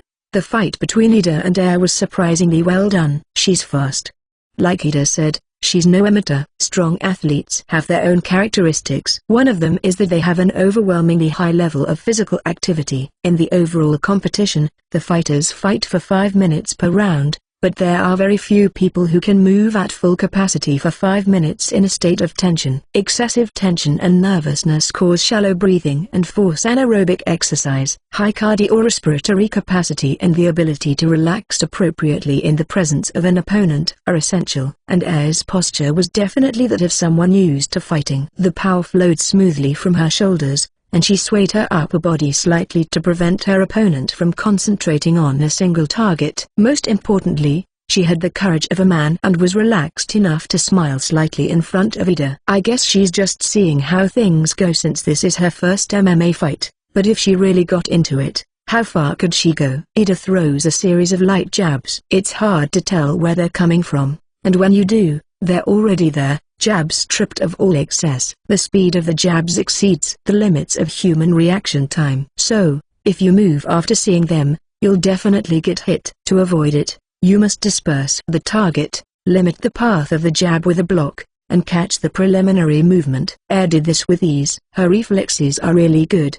I thought some of them would hit, but she dodged them all by a hair's breadth. Tanaka had no doubt that Ida would win. However, he found Air's performance interesting. This girl is interesting. She'd be a good fighter if she trained with me. I'd even let her make her debut right now if I had to. Tanaka, who didn't know that Air was the undefeated champion in another world, could imagine her rising from her debut to become the overall women's champion. Ida closed the gap, and Air moved away. Air's speed was like that of a lightweight, and she flew around the ring in all directions. That speed was something Ida didn't have. However, he calmly moved around the ring one step at a time, trying to push Air toward the ropes. Air, who had never fought in the ring before, was having a hard time in the small space separated by the ropes. Master, Air is getting pushed back. Yes, that's right. But so far, she hasn't taken a single blow. But that Ida guy looks like he's got everything under control. Calm down. The first round is almost over. Mariel looks nervously at the ring. Mariel, who is watching the fight, probably only sees Air being pushed around. If you're constantly being attacked, your opponent won't feel threatened and will become more aggressive. Air also imitates the jab she learned from watching. At that moment, Ida's expression changed. It was a sharp blow that only someone with experience could have landed. Although it wasn't a direct hit, Ida panicked and took a step back to regain his distance. Wow, even the punches are real? She said she'd never done mixed martial arts before, but did she learn boxing or something? Just as Tanaka was becoming more and more determined to recruit Air, the bell rang to signal the end of the fight. How was it? In my opinion, she looked like she had the skills to be a professional. No, I let my guard down because she looked like a pretty girl, and I got in trouble. She's the real deal. She's really fast. Next time, I think I'll try to get a little closer and trade punches. Don't get hurt. I'll be careful. And how's your back? How is the medicine working? It's great. It doesn't hurt at all, and I feel like the axis of my previously broken body has been properly restored. Ida's back was, to put it bluntly, completely broken. He had suffered severe pain and numbness in his lower back and legs on numerous occasions due to a condition called lumbar spondylolisthesis, in which the vertebrae of the spine shift out of place and come into contact with the nerves. He often continued to work while receiving painkilling injections from the doctor. The sensation of the bone snapping back into place. Ida said he felt a sense of relief as if the pieces of a puzzle had fallen into place and everything was where it should be. I'm so glad. Now we can schedule matches for the next 3 years, and we'll be able to make a profit. There was a part of him that was just happy to see the recovery of the fighters he had taken care of and another part that was calculating the profits as a business owner. Because he rented and operated so many gyms and spent so much time running them, Tanaka had to be sensitive to the product life of his popular fighters. Air, who had returned to the opposite corner, was talking calmly with Watru and the others, showing no signs of distress despite having been on the move for 5 minutes. Are you okay, Air? Yeah, I'm fine. Don't push yourself too hard. I don't want you to get hurt. How's it going? How does it feel? I have a lot of energy. I can see everything clearly. But it's so sophisticated, there were some dangerous parts. Are you sure you're okay? That's all I need to know. Go out there and do your best in the next round. Yeah, watch me. I'll show you I am the best. After a 1-minute break, the second round began. This time, both fighters started to land punches. This was because Air had stopped choosing her strategy of keeping a very large distance between herself and her opponent. Hey, she's blocking while watching Ida, the strongest fighter in the business, throw straight punches. Tanaka opened his eyes wide and began to stare at the fight. Ida became the champion after winning 2 weight classes in the middleweight division thanks to his powerful punches that could be used even in the heavyweight division. If they hit properly, even trained fighters would go down with a single blow. Air parried such powerful blows precisely, blow after blow. The amazing thing is that she has the power to parry them all. If you block badly, you'll often get hit directly. Ha ha ha, are you serious? How about this? Nah ha ha, I can still do it. Ora, Kaiawa, Air, are you okay? NNGH. Nothing hits me. The cool breeze feels good. Ida's speed gradually increases. He mixes jabs, straight punches and hooks and sometimes throws a high kick from an unexpected angle. But Air catches parries, and dodges them all with ease. In the ring, Ida smiles, showing his teeth, and says that he has seen something strange. He increases his speed even more. Ida is getting serious. Who is this girl who can keep up with him? Wow, she dodged that. Ida is definitely in his prime. The constant surprises are too much. Ida shows his full power for the first time, and it's incredibly fast. And Air's speed and reactions are up to the task. Ah, damn it. I was going to broadcast this. This is a match where you can make money. Damn it, I really want to scout her. The bell rang, and the second round ended. Ida returned to his corner, drenched in sweat and breathing heavily. Even though it was only the third round, his pace was all over the place. He looked quite exhausted. Hey, are you okay? I felt really light, so I went pretty fast. But your full power is also quite intense. What's wrong with that girl? No, she's a genius. Maybe I'll ask her to be my sparring partner from now on. Even though he was talking happily, he looked very tired. She can make even the endurance monster Ida so tired. Tanaka swallowed his saliva and looked to the other corner. Watru looked relaxed. The girl Mariel, who had been so nervous earlier, also looked calmer than before. How's that? Have you got the hang of it? Yes, I'm much stronger than him. Phew. Looks like you're doing well. Now for the final round. Remember, don't go too crazy. Phew. I'm looking forward to it. When Air came out of the corner with a fierce smile, for some reason, Tanaka suddenly felt a sense of fear, as if he were in the presence of a wild animal. It was as if he was in the presence of a wild tiger that had killed many big game animals before, and he felt intimidated.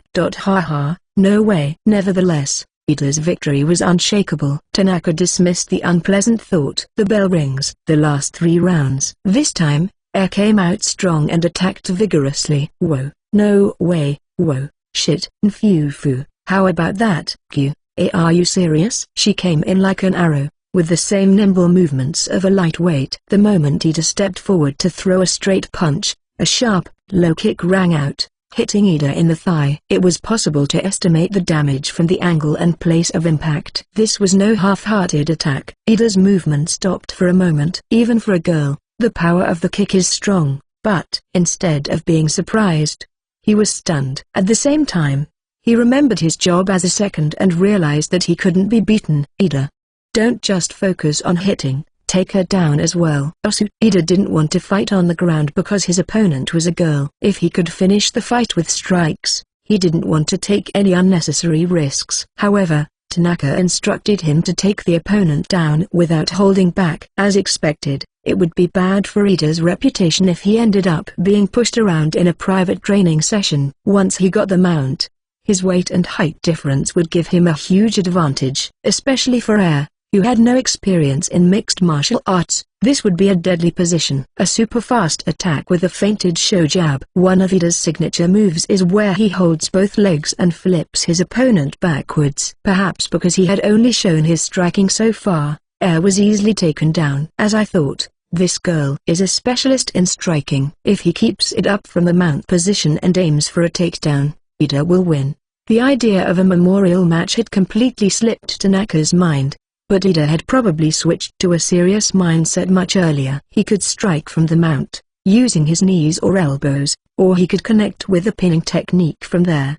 He must have thought of several different ways to win. At that moment, something completely unexpected happened. Ida's foot accidentally stepped on Air's tail, which had lost its escape route by lying down. Of course, this was not what Ida was aiming for, as he could not see it. The transformation accessories that made Air look like a normal person might be hidden, but that didn't mean that the real thing was gone. An excruciating pain attacked her. It hurts. Gwah. Air. Ida. Cough. Cough. Air let out a loud cry and pushed him away with all her strength, forgetting to be gentle. Ida was shot to the edge of the ring like a bullet, and after bending the ropes to their limit, he bounced back and hit the ring. Wow! What a power! What was that feeling? It hurts Naya. My proud tail. Ma master. Are you okay? Tanaka-san, please stop the match. Why yes. Air, with tears in her eyes, rubbed her invisible tail. Ida, who had been blown away, didn't seem to be seriously injured, but he was surprised by the sudden, incredible power and feeling of the tail. And so the match between Ida and Air ended without a winner. In a fight where your life's on the line, you should use all the tricks you can. For Air, who had such a mindset, it was her own fault that her tail was stepped on, and Ida was not at fault at all. Even though her tail was temporarily sore, there were no lingering effects, there were no lingering problems, and they quickly made peace. When it was all over, there were no serious injuries, and it was probably a match where both sides gained a lot. Both Air and Ida had bright, refreshed expressions on their faces. I'm surprised to see a girl as strong as you. Let's do it again. Fu fun, I've figured out Ida's techniques. I'll definitely win next time. You said it. I think they recognized each other's abilities. The sight of the two of them exchanging a firm handshake was very picturesque. Wataru, who was watching the scene, was overcome by an indescribable feeling. I'm stronger in night wrestling. Master, it's a bit uncool to bring up nighttime topics. Hee, Master is jealous. Shall I train you? If you like. Would you like to join the gym? Or how about making your debut at my place, Air-san? That sounds great. I'll train you with all my might. No thanks. Air, Mariel, let's go home. Okay. Let's do it again. Well then, thank you very much, Tanaka-sama and Ida-sama. Excuse me. Wataru leaves the gym. Air and Mariel follow him in a hurry, trading between A Different World and Earth, Volume 2 Chapter 13, sponsored chapter by Patreon. Enjoy. TL. Alt. Chapter 13, Cleaning during the Obon holidays. August 13th was the Obon holiday. During this time, Wataru and the others also took a break from work and had no plans to hold any business meetings. The temperature outside was sweltering, reaching about 35 degrees. If possible, they would have liked to spend the day lazing around in the air-conditioned comfort of their homes.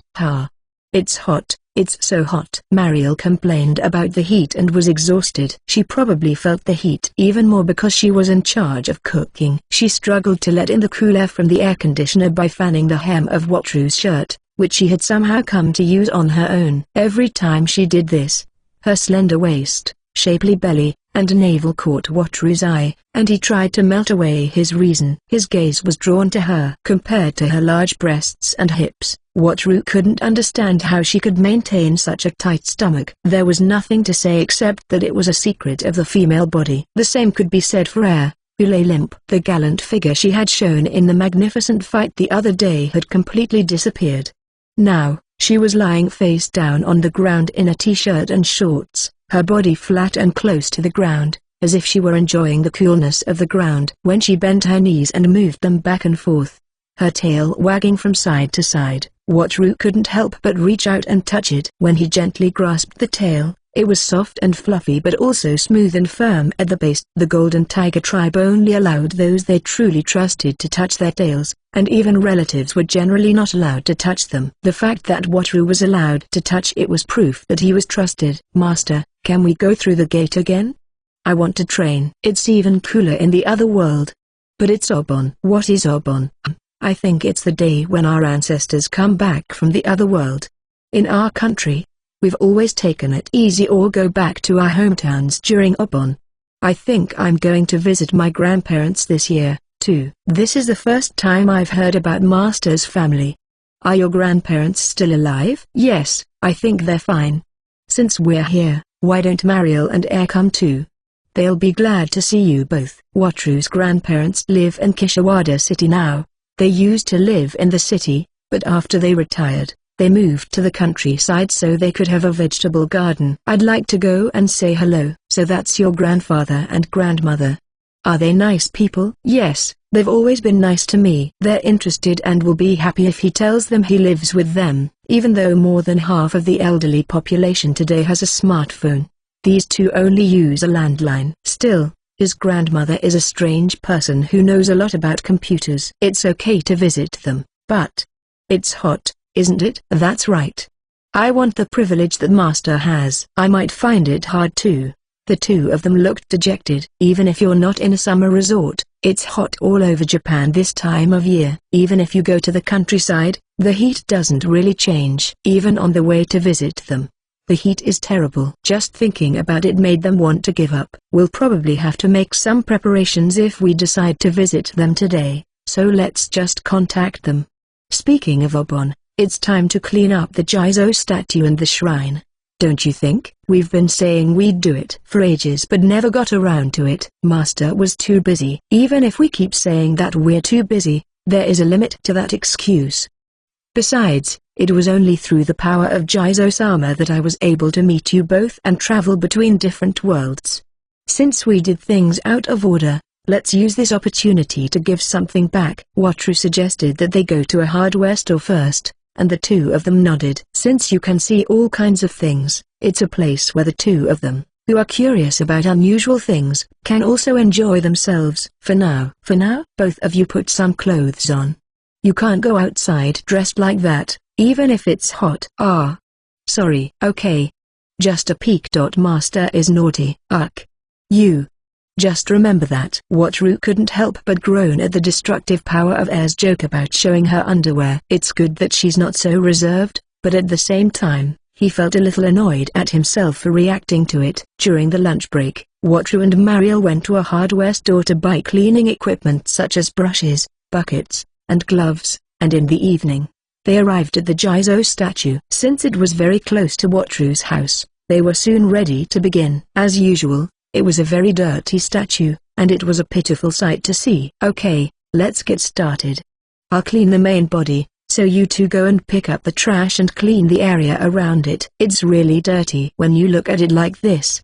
We need to clean it up. I'll make it shine for you, Tilda. Mariel is very neat and likes to keep the house clean. Her cleaning skills are much better than Wataru's. Air is also very spirited, but she's not very meticulous, so it's not clear how well she'll do. It was still light during the Obon period, and it was still bright. It's not surprising that the sight of Wataru and the others cleaning would attract the attention of passers-by, but everyone just walked by. In fact, they didn't even look in their direction or pay any attention. Wotru wondered what this phenomenon was about, but in the end, he never found out. Air used the fire tongs to pick up the trash and put it into the garbage bag. Mariel swept up the dust with a broom, and Wotru scraped the moss off the surface with a brush. Sweating from the heat, they cleaned the Jizo carefully. As they watched the Jizo begin to shine brilliantly, feelings of awe and gratitude naturally arose within them. "Thank you for letting me go to another world.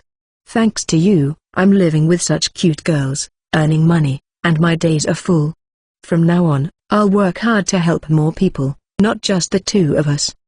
Please watch over me and our future with patience." Wotru finished his prayer with his hands clasped together. By the time he finished cleaning, the sky had completely darkened, and it was night, but he had finished the things he had put off for a long time, and it had become a day when not only his appearance but also his heart was refreshed.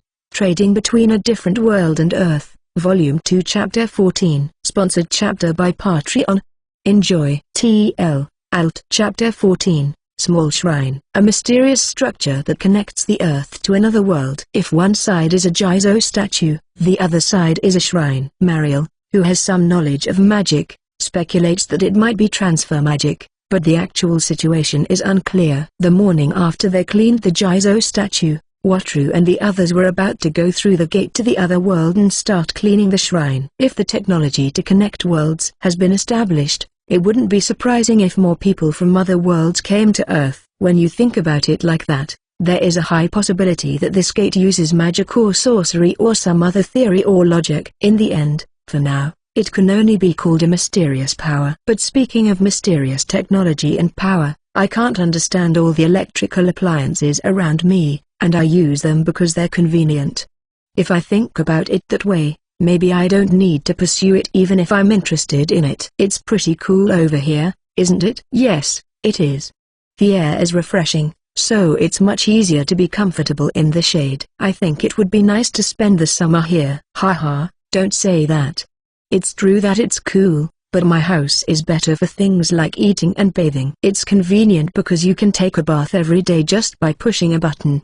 Sometimes, I still think that Master is a nobleman or a magician from somewhere. There is a communal well near the warehouse they rented in southern Ship Town. Wotru and the others would fill a bucket with a large amount of water and take it back to the shrine in a cart. By the way, Air pushes the cart during this kind of heavy work. Apparently, Air's strength was enough to move it easily, but the sight of a beautiful girl doing heavy work didn't look good. Does Mariel know about this shrine? When I first saw it, I thought it was a shrine to the god of wind and thunder, but it seems to be something else. Especially the condition is not very good, so if we can get rid of the moss, we might be able to find something. I see. I'm sorry I can't be of more help. Mariel bowed her head, but of course, she didn't know everything. Wotru waved his hands from side to side and told her not to worry. No, it's okay.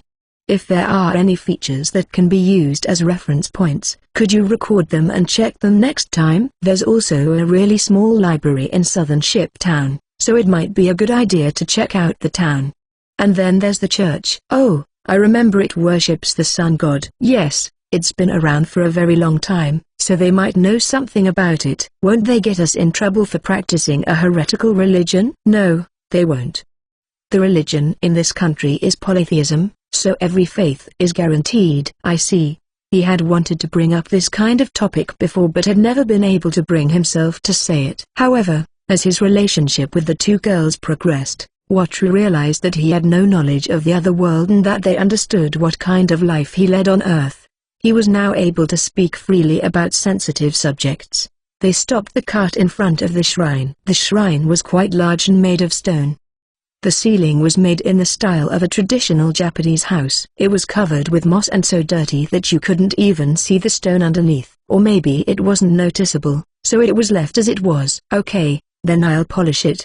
The difference with the Jizo statue is that there doesn't seem to be any trash lying around. That's right. It looks like most of the dirt is mud and moss. Leave it to me. Splash, scrub, scrub, scrub. They scrub the top with a scrub brush and the bottom with a brush, then rinse. They also use detergent on the parts that are particularly dirty. There were a lot of places that were stuck so tightly that they couldn't be removed easily. Hey, I see something. Wow, it's a smooth stone. It feels like polished marble.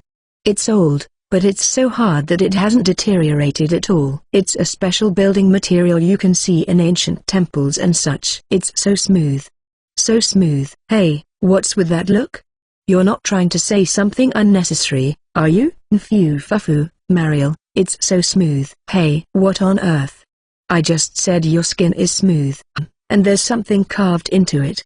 It looks like a pattern or a sign. Watru ignored the antics of Mariel and Air in the shrine and concentrated on what was in front of him. It seemed that the object being worshipped there was a person. The clothes the person was wearing were very detailed, but the face was only vaguely carved and hard to recognize. There are clear traces of carving on the stone, which has been cleaned of dirt. Judging from the location, there was no doubt that some words were written on it. However, Watru had no idea what they were. What kind of words are written here? I can't read them. I don't know anything like that either. Maybe they're words from the time of the old gods. I think this shrine might be that old. I'll take a picture of it with my smartphone and write some notes later. There are many different types of writing that were only used in ancient times, such as the oracle bone script, cuneiform, and runes. It was thought that words had power, and it was not surprising that they actually had some kind of magical power. Wataru took many photos of the shrine with his smartphone and saved them. Maybe someone has information about it. Today's cleaning didn't clean everything in one go, but it did remove the main dirt to a certain extent. Well, what we don't know. Once we're back, showered and changed, let's go to Welcome Trading and see if they have any clothes that will keep us cool. I'm in. I'd like to get some too. Even though they were cool, the three of them had worked up quite a sweat from all the hard work they'd done cleaning. Trading Between a Different World and Earth, Volume 2 Chapter 15. Enjoy. TL. Alt. Chapter 15. Isn't this dress a little transparent? After returning home and having a quick lunch, Watru and the others finished transferring the patterns and characters of the shrine to paper and once again visited the other world. Their destination was the Welcome Trading Company. At that time, it had become a habit for them to fill their backpacks with sugar every time they went to the other world. As consumption increases in the future, people will probably carry their groceries on a cart instead of a backpack. The problem is what happens after that, isn't it? That's right. If we continue to take the same amount of sugar with us every time we move, it might not be long before we exceed the demand. Hey, Master, should we carry it for a whole day? That's fine, but I feel like we need to make some drastic improvements. Watru can't carry sugar all year round. There are so many things he wants to do and should do. He passes through the gate and arrives in the other world. As usual, he didn't attract much attention, but the shrine had been cleaned up, and somehow, the air felt fresher and more pleasant. The cooling robe that Watru wore was something like a summer sweater that you put on over your clothes, but it had the effect of keeping you cool, which was essential for Japanese people. It was also quite cheap, costing only 5 silver coins compared to the other items he was given. Apparently, the technology needed to make it was quite common. William had told Watru that they weren't always available, but if they were in stock, Watru really wanted one for himself as well as for Mariel and Air. As powerful as they were, Watru couldn't help but worry about the sweat and dirt that would accumulate on them if he wore them every day without changing in the middle of summer in Japan. They were only effective in suppressing the heat, not completely controlling it. When they arrived at the Welcome Trading Company, William was in the middle of a business meeting with another client. Instead, they were greeted by one of the clerks standing at the front of the store, who politely directed them to the back of the store. After waiting in the meeting room for a while, William came in with his usual smile. He seemed to be smiling with satisfaction. Perhaps the business meeting had gone well? Thanks for waiting. Oh, you've filled the sugar again? Thank you.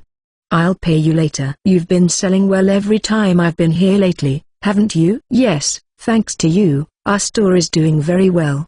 In fact, we've just been appointed to supply the royal family. We owe that to you, Watru-sama. Yes, that's amazing. We look forward to working with you for many years to come. Of course. Even today, in countries like the United Kingdom, the system of royal warrants still exists, and strict criteria are set, but in feudal society, the mark of royal warrant has an even greater significance, especially when it comes to the royal family. The significance of the mark is unparalleled. It is safe to say that they have built up an unrivaled position in the sugar trade. It was only natural that William would treat Wataru, the foundation of his growth and survival, with respect. "What can I do for you today?" "I would like to buy a replacement for the cool summer robe and some new ones for these two as well. Do you have any in stock?" "I'm sorry, but we don't have any in stock." Even though they're easy to sell, the number of clothes granted is small to begin with, and as the hot weather continues, even if we get some in, they'll sell out quickly. Although the other world is cool by Wataru's standards, it must be unbearably hot for the local people. At this time of year, not only at the Welcome Trading Company but also at neighboring stores, the clothes with the cool breeze granted to them sell like hotcakes. Wataru was able to get them just in time because he bought them in July, but they would have sold out in a few days. "I see. That's too bad." "There are some, but they're a little hard to recommend to other people. Do you have them? Can I just take a look?" Although he was a little hesitant and his words came out a little awkwardly, William's words made him wonder, but there was no way to know without taking a look. When Wataru asked, William ordered one of his workers to fetch the product. Perhaps because of their thorough training, the product arrived with little delay. "I'm sorry if you don't like it. This is the product that has been given the effect of coolness." "Hey, isn't this dress a little too immodest?" "It's see-through. It could be more embarrassing than being naked." "What is this? It's even less cloth than underwear." Wataru and the others were speechless when they saw the dress spread out in front of them. There was so little fabric that it looked more like a string bikini than a dress. The back is cut straight across, and the sides and front hem are mostly cut as well, with only a thin string-like material barely outlining the shape of the dress. Even where there is fabric, it seems to be made of see-through material, so you can just barely see the skin underneath. Mariel, imagining how she would look in it, had her white skin flushed bright red and waved her hands as if to say it was impossible. Air's attitude was a little different, and she smiled in amusement, wondering how one would wear such a dress. The reason why she didn't feel embarrassed was not because she didn't have a sense of shame but because she didn't expect to wear it at all. After seeing the reactions of Wataru and the others, William nodded his head in agreement. "That's why I didn't offer it to you. I think this is something high-class prostitutes would wear. It's shaped like that, but the material it's made of is top quality. I think it's a really wasteful use of technology." As a seller, I can't say anything. Maybe it was a wealthy man who had his mistress wear it, and how people enjoy their purchases is up to them. We merchants don't interfere with what happens after the purchase. I can prepare 2 of them for you. But what would you like to do? Wataru looked at Mariel and Air out of the corner of his eye. If the 2 of them went outside in those sexy dresses, they might be treated as lecherous women and be picked up by men, or they might get a warning from the police. Most importantly, they would be exposing their beautiful bodies to the public. Wataru sometimes felt a sense of superiority when he walked around with beautiful women, but he also had a strong sense or possessiveness. He didn't like exposing hidden parts to the public. "I'll give you a discount now. As it is, it's a product like this, so it's actually quite difficult to find a buyer." "I appreciate the coolness, but..." "Well, I guess so." Even after the discount, the product is quite expensive. Besides, if the uses for it are too limited, even Wataru wouldn't think it's worth buying it because he'd feel like he's wasting money. Even if Mariel and Air wanted to buy it, from its appearance, they didn't. "It has multiple functions, and the performance is guaranteed, but it's such a waste." "By the way, what kind of functions does it have?" "That's right, it completely prevents the breasts from sagging, prevents the breasts from sweating, has a supporting effect, and has position correction when exercising. It also prevents the accumulation of fat around the abdomen." "It has so many functions? It's an amazing technology." "Please buy it, Master." But Mariel was also embarrassed by it. "I'll just wear it at home. It's okay if I only wear it when I sleep." He is surprised by Mariel's sudden enthusiasm. What skill has touched her heartstrings so much? "Oh really? Then I'll buy this one." "Air, you should wear one too." "Huh? Me too? That's embarrassing." "Thank you for your purchase. I'll wrap it up for you right away." Despite the fact that Mariel and Air were arguing, William immediately handed the product to his employee. It was a brilliant business sense that completely saw through who was in charge at that moment. Trading Between a Different World and Earth, Volume 2 Chapter 16. Sponsored chapter by Patreon. Enjoy. TL. Alt. Chapter 16, Two Matters for Discussion. Wataru, who had bought a see-through string dress, did not get up from his seat. William, who had expected Wataru's business to be finished, showed a surprised expression for a moment but quickly hid it behind a gentle smile. It seemed that he had guessed from his many years of experience that some customers like to take their time. Behind Wataru, Mariel and Air held the dresses they had bought and made noises like a year. Actually, shopping isn't the only reason I'm here today. Oh, what is it? I have two things I need to talk to you about, and this is the first. Let me take a look. Is this some kind of pattern? What is it? I'm trying to figure out what it is. Is it a letter or just a pattern? You're interested in unusual things, aren't you? Do you know anything about historians or archaeology, William-san? Even though he thought it might be a rude question, he couldn't discuss the matter further if this premise wasn't accepted. Without seeming to be offended by Wataru's question, William nodded. Wataru breathed a sigh of relief. The minimum requirement for discussing the matter had been met. Well, to a certain extent. Since I'm dealing with a wide range of products, I have to know a little bit about the history of the country. Otherwise, I'll be tricked. There are more unscrupulous people than you think who try to sell you fraudulent products. I see. Buying things is also difficult, isn't it? Yes, it's not easy. There was even a time when I was almost stared down by the guards because I tried to exchange stolen goods for cash. William also seemed to have a lot of trouble. Not everyone who uses the buyback service is a good person. Even bad people find the place attractive. Wataru asked for the paper he had handed over to be returned, carefully refolded it, and then explained his reasons. This was found in a very old building, and I really want to know what it means for personal reasons. Do you know anyone who is a researcher or scholar? I'm sorry, but I don't know anyone like that. You should go to the capital and look into it. There are national academies and research institutes there, so I'm sure there will be a place that can help you. He seemed to think hard for a while, but William's answer was that he didn't know. Speaking of the capital, that's where Mariel was studying. The reasons for going to the capital were growing. So far, there have been various reasons for wanting to go. But the secrets of the Jizo statues and shrines are extremely important and urgent matters. It is necessary to find time to visit them somehow. One more thing, is there a cafe in this town? There is. It's not a very big place, though. I was thinking of selling wholesale to a cafe like that, but first, I thought I'd have William-san check out the products as well. Isn't it possible for us to sell them here? William's expression looked worried for a moment. The profits that Wataru brought in were enormous. So the thought of the source of that wealth passing into other hands was a source of terror in itself. William had originally shown Wataru other products during his first visit. Among them were backpacks that were superior to Wataru's, but he knew that Wataru had various unknown things. It was natural for him to feel uncomfortable. It is probably William's true intention to keep Wataru at his side by any means. The fact that he doesn't is largely due to William's own goodness. It wouldn't be good for the whole town if only one shop got rich, would it?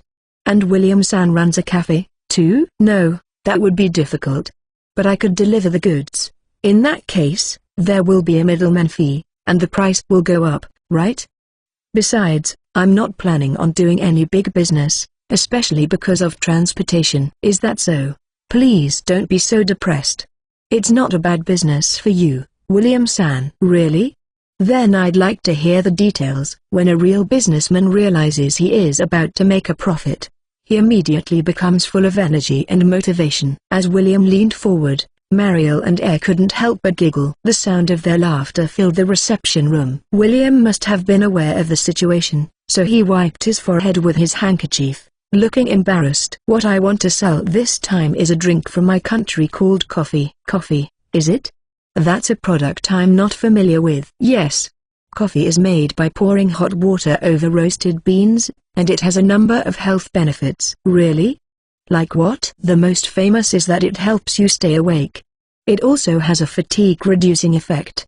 Originally, it was drunk by monks and warriors, but later it became popular with people who had to do a lot of desk work, such as scholars and bureaucrats. Coffee has also been shown to have a wide range of other effects, including a reduced risk of death from heart disease, stroke, and respiratory disease, prevention of colon and liver cancer, improvement of blood sugar levels in type 2 diabetes, and prevention of obesity by promoting fat burning. Although none of these effects are particularly outstanding, they are effective in reducing risk. Above all, it tastes good, and many people find it appealing how it makes their mouths feel smooth and their hearts feel at ease when talking to others. But what does this have to do with my business? You once said that you put sugar in your tea, William-san. Sugar and milk also go well with coffee. And the combination of coffee and sugar is also addictive. So, if you drink it a lot, it becomes a habit, and you can't stop. If you leave a long time between drinks, some people can't help but want it. So it has long-term benefits. That's a wonderful point of view. As for the taste, maybe you can tell when you actually try it. Mariel is already drinking it, so it's been confirmed that it's good for people in this world. Besides, they want to give William, who has started to show a lot of interest, a taste and see how the locals react. Can you take it out, Air? Yes. At Wataru's instruction, Air quickly took the coffee beans out of the backpack. Trading Between a Different World and Earth, Volume 2 Chapter 17. Sponsored chapter by Patreon. Enjoy. TL. Alt. Chapter 17. Coffee Experience. What Air brought out was a sealed container. It was sealed to prevent air from getting in as much as possible so that the aroma would not escape. When the sealed container was opened on the table, ground coffee beans appeared, and the aroma of the beans spread throughout the reception room. These are roasted coffee beans. Ah! It smells so good. William inhaled with a look of delight on his face. There was a wide range of taste preferences when it came to coffee, but few people disliked the aroma. The powder was also used for a variety of purposes, such as drying it to get rid of cigarette or toilet odors or using it as a moth repellent in a wardrobe. Not only Mariel and Air but also William liked the scent, so it seems that there will be many people who like it in this other world. Mariel, today, please make it with the hot water from the thermos. Yes, Master. Coffee goes well with tea snacks, so it might be a good idea to prepare something to nibble on. I see. It would be quite a hassle to borrow hot water here. Therefore, Wataru brought a thermos flask filled with hot water. Since it had been boiled recently, the water was still hot enough. The way the water was poured wasn't perfect because of the spout, but William didn't know what to compare it to, so it probably wouldn't be a problem. A paper filter was attached, and the coffee beans were poured into it, followed by the hot water. Mariel's arm moved carefully in a circular motion as much as possible, but the way it was done with the thermos was a little less than perfect. The aroma of the coffee became even more fragrant as the hot water was poured in. William watched each of these changes intently. It's embarrassing if you stare at me like that. I'm sorry. I was only interested in the coffee, and I certainly wasn't staring at you, Mariel-sama. I know that. But I'm still new at this, so please forgive me if I'm being rude. She poured the finished coffee into a cup and added a cube of sugar and some milk. William looked at the coffee with a suspicious look on his face. Well, if you don't know better, it looks like muddy water or ink. Not many people would consider it a delicious drink at first glance. What is this pitch black liquid? Is it what you call coffee? Yes. Well, let me drink a cup first as a taste tester. Add some sugar and milk. It's delicious. Well then, I'll have some too. William carefully reached for the cup and took a sip of the coffee. He didn't drink it all at once but sipped it carefully. But after tasting it and swallowing it slowly, William's eyes widened. This is how is it? The fruity, floral aroma spreads gently in the mouth, and then the astringency and slight acidity you feel in the mouth, and the faint sweetness that lingers, all wrapped up in the mildness of the sugar and milk, and the strength of the lingering, solid body. Yes, it's the dawn of a new era.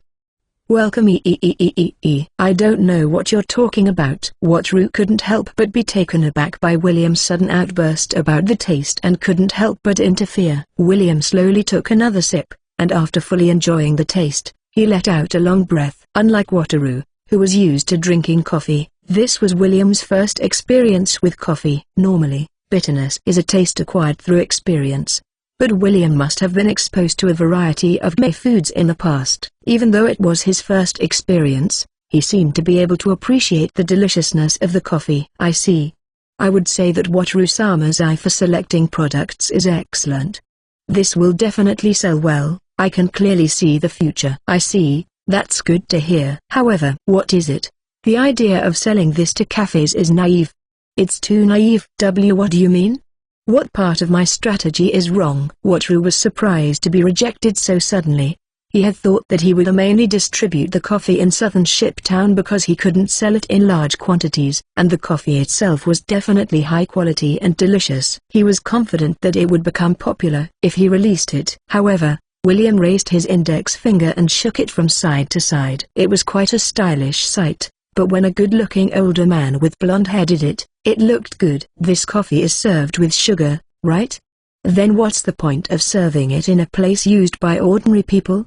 That's true. The flavor of the coffee is lost when it is served with the sugar that is commonly available, and it would be more effective to sell the precious coffee, which is in short supply, to the nobility as a set with sugar. Ugh, that's ridiculous. If you put it that way, you're right. Wataru put his head in his hands and thought that he had been naive. It would not be impossible to serve the coffee black or with milk. But Wataru himself had just told them that both sugar and coffee were addictive. He had been so focused on the fact that it was not good for all the wealth to be concentrated in the Welcome Trading Company that he had not thought about the other merchants. Besides, if you sell to different trading companies, there will be problems. Problems? Yes. I'm pretty sure that's the case, but these goods haven't gone through the proper channels, have they? Oh, it's okay if you don't answer. I'm curious how you got into town, but it would be inconvenient to ask. Can you tell me why you think that? Wataru broke into a cold sweat. It was definitely known that Wataru was a foreigner, but William knew more about what was going on here than Wataru thought. Or maybe he guessed. It wouldn't have been strange if he had guessed about the gate somehow. Wataru, who had been exposed to the unfathomable depths of the successful merchant, took a sip of coffee and tried to calm down as much as possible. William, looking calm, began to explain the reason. This is good. If something as rare as this is found during a customs inspection, not only will the tax be a large amount, but it is impossible for the local lord not to hear about it. And merchants with good ears will certainly hear such rumors. I see. If you pass through the checkpoints without paying the taxes, you can be severely punished for smuggling. Well, our company pays the taxes when we pass through other areas, so we can rest easy. But I wonder how other companies are doing? I don't know what you're talking about, but I'll be careful. At the very least, I think you need to belong to a guild. Faced with a barrage of sound arguments, Wataru had no choice but to give up. If that were the case, it might be necessary to introduce products other than coffee to other trading companies. However, unlike sugar, we will not sign an exclusive contract for this. It seems you still have some ideas. Yes. However, since this is a long-term plan, we will consult with you as it takes shape. I understand. Let's look forward to that day. Wataru had more plans. It would be too much of a hardship to just import coffee beans from another world. The more sugar and coffee they shipped, the greater the burden on Wataru and the others. A bottleneck had been created, and it was imperative that it be resolved in the future. So, how much will this coffee sell for? If we're going to sell it as a set with sugar, we don't want to make it too expensive. How about 10%? Isn't that a little too cheap? You have to think about my purchasing costs, too. Then how about 20%? I see. How about 60%? No, that's ridiculous.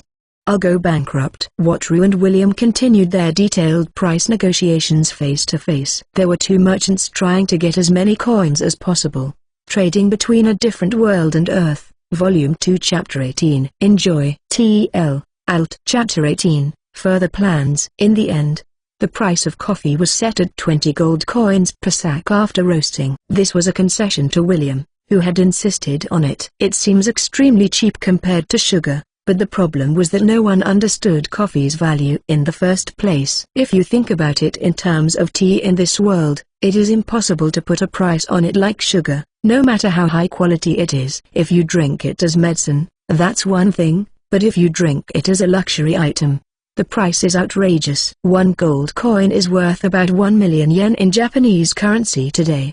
Even if you can drink about 25 cups from a bag, that's 800,000 yen per cup. Even if the person you're dealing with is a nobleman, if you think about it calmly, it's not a reasonable price. As a comparison on Earth, there is the price of tea when it first came to England in the 17th century. It was 8 shillings a pound. Roughly speaking, That would be about 24,000 yen. It was probably William's skill that was truly remarkable, as he boasted that he could sell it for 20 gold coins. It was probably purchased not only for its novelty value or to gain the initiative in the transaction but also to stay on the cutting edge of fashion. It was thought that the purchase was made not only for the coffee itself but also with the added value of various other considerations in mind. I always think when I'm with you, but is it really that easy to make money? No, I'm just extraordinarily blessed. I think it's actually a lot harder than it looks. Yes, I know. Even when I worked as a mercenary or a warrior, I never made so much money so easily, Air said, looking somewhat dejected. Indeed, considering the circumstances under which she ended up as a slave despite her incredibly superior abilities, it's not surprising that she feels out of place in her current situation. In addition, she couldn't shake the feeling that Wataru himself was making too much money. I don't mind making money, but it's not a healthy price, is it? Master is the same. I think I feel a bit relieved. I guess so. I've always lived a pretty ordinary life. Maybe it's better not to think about it too much. That's true, but I'd like to see more people able to drink it at a more reasonable price. But that's hard to do right now. Wataru felt a little uncomfortable, although he felt bad for Mariel for trying to comfort him. The only way to lower the price is to increase the amount in circulation. But to do that, they would either have to increase the number of people going through the gate, or Wataru and the others would have to work hard all day long. Both of these things are possible, but there are issues of trust and available time that stand in the way. By the way, Master, what are your plans for the future? Well, I'll tell you while I'm at it. Let's hear what Air has to say as well. Yes. That's rare. Does it have something to do with me? Yes. I'm thinking of growing these coffee beans in this world. That should solve the distribution bottleneck. What? Growing new crops in another world? Is that even possible? It would certainly solve the gate problem. Mariel looked puzzled at Wataru's comment. It was a reaction that said she hadn't thought of that. Air's reaction was hard to read. She nodded and concentrated on her escort duties. But it seemed that she was still listening to what Wataru had to say because her magnificent tiger ears twisted in response to his words. I don't know. It might be possible, or it might not. I wouldn't know even if I tried. That's true. But it seems like it would be worth a try. Do you think so, Mariel? Yes. If we do it now, we can solve the problem that keeps coming back. Mariel's expression is radiant. She is clearly interested. Was she interested in taking the coffee beans to another world instead of just continuing to move them between worlds? Or maybe it's because this is a scene where she can use her skills. Coffee trees that produce coffee beans don't grow well just anywhere on Earth. Is that so? Yes. They tend to die easily when it gets cold, so they can only be grown in warm regions, even in winter. How warm does it have to be? It has to be around a certain temperature. If it's a windy place, it can die at 5 degrees. It also needs a certain amount of rainfall. If you look at a map, you'll see that it clearly only grows in certain areas that stretch horizontally, which is why it's called the coffee belt. Coffee trees grow densely in temperate regions. In recent years, China and other countries have been planting to meet the huge demand for coffee. It is not impossible to grow coffee in Japan if you take steps to protect it from the cold, such as covering it with plastic, but the cost is unavoidable. If possible, it would be best to grow coffee in a natural environment. Mariel nodded in agreement with Wataru's explanation and began to think. I see. They don't grow anywhere, do they? That's why I want to know where to plant them. There are places with a certain amount of heat and rain and where the land is not attacked by monsters to the extent that it can be used for plantations. If that's the case, then the places available here will also be limited to a certain extent.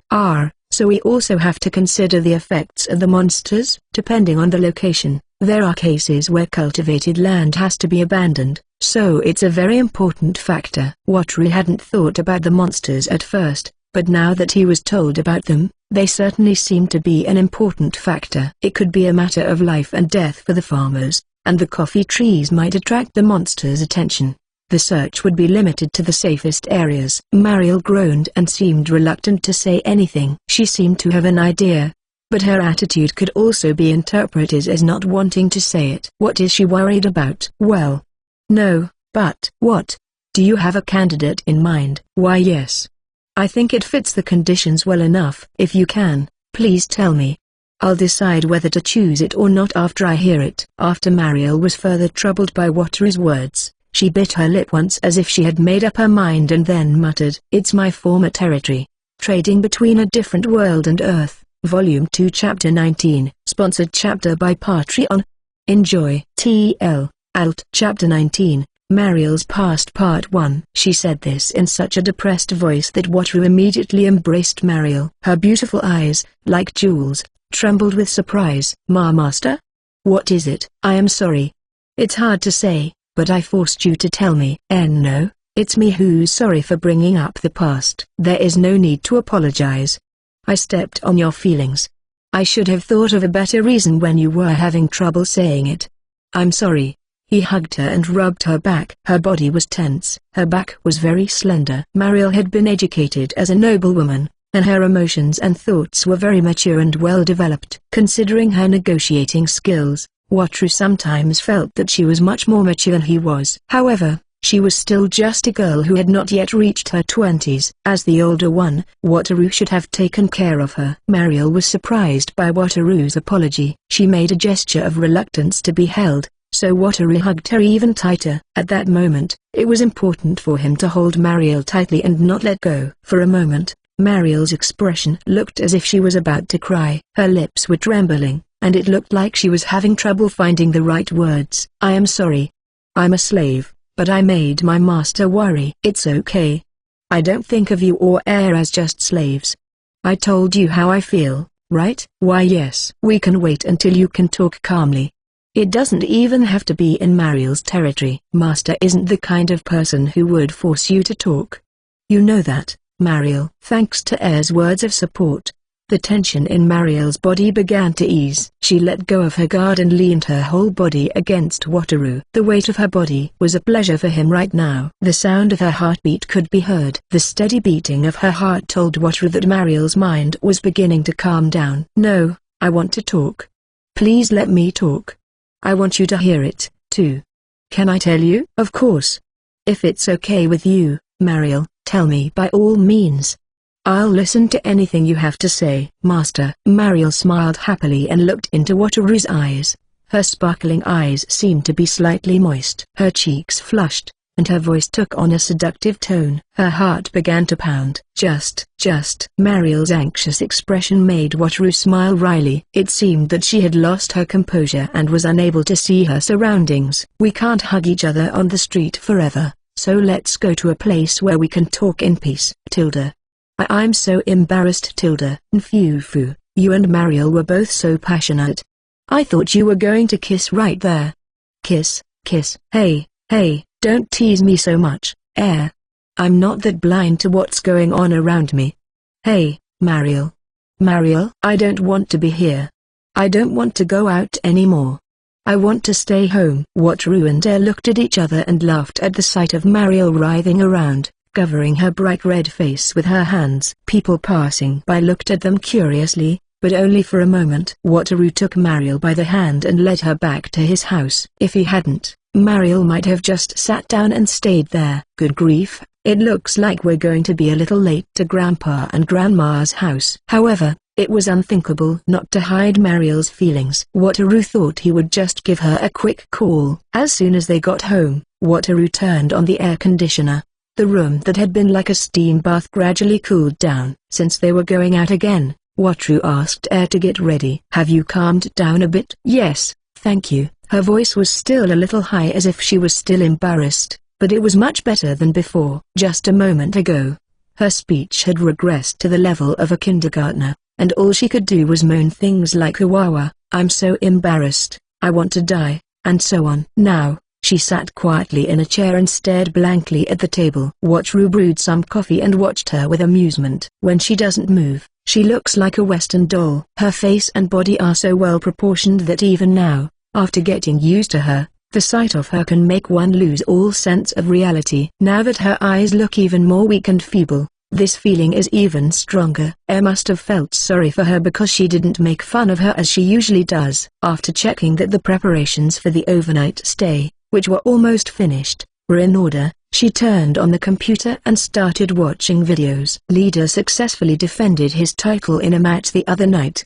and heir wants to watch the tape and the commentary videos. While brewing coffee at home, Watchru felt a strange sensation when he thought that a single cup of coffee cost 400,000 yen. It was hard to believe that this was a reasonable price. It was amazing to be a merchant supplying the royal family. Watchru uses cloth filters at home. The main difference between these and paper filters is that they can retain more of the oil in the coffee. Because the oil contains many aromatic components, you can enjoy a richer aroma and the taste is also somewhat milder. He poured the strong coffee into a cup filled with ice and handed over the syrup and milk. Mariel has a sweet tooth, so he used a little more of both. Here, it's iced coffee. Have some. I'll have some. It's delicious. Fufu, I've been making coffee for a long time. I'm not going to lose to you, Mariel. I'll catch up soon. I don't know about that. You're going to have to go through some tough training if you want to be the best barrister in the world. I'm ready for it. I'm willing to go through any hardship to satisfy Master's palate. You said it. He cracked a joke to lighten her mood. Mariel also understood Watchru's thoughts well enough, and she tried to keep up with him. Her stiff expression gradually relaxed, and a smile returned to her face. As I thought, Mariel is attractive when she smiles.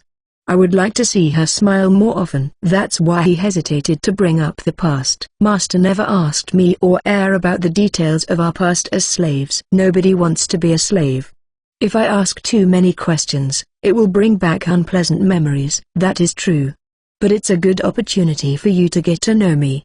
Will you listen to me? Oh, if you say so. Mariel hesitantly began to talk about her past. Trading Between a Different World and Earth. Volume 2 Chapter 20. Enjoy. TL. Alt. Chapter 20. Mariel's Past Part 2. Mariel sipped her iced coffee slowly and then began to speak. I've heard a bit about Heir's past, but this is the first time I've heard about Mariel's circumstances. Watchru tried to remain as calm as possible and not to interrupt. Since she was confessing something difficult, he wanted to show her the right attitude. Mariel's eyes remained fixed on her glass. My family was a baronial family, and we called ourselves the House of Hanover. It was a long-established family that had been around since the founding of the country. It must have been a great family. How old is it, by the way? My father was the 9th generation, and it's been around for about 160 years. But we were just a rural lord, and our title didn't go up, even though we were old. It really is an old family. If they've been around since the founding of the country, they must have done something great a long time ago. It's hard to say whether 20 years is a long or short reign. The Tokugawa shogunate lasted for 15 generations, so he thought that 9 generations was also a very long reign. So Mariel really was a sheltered young lady from a noble family. So it's in a remote area, so it's far away from here? Very far. It's a long way to the southeast of the capital.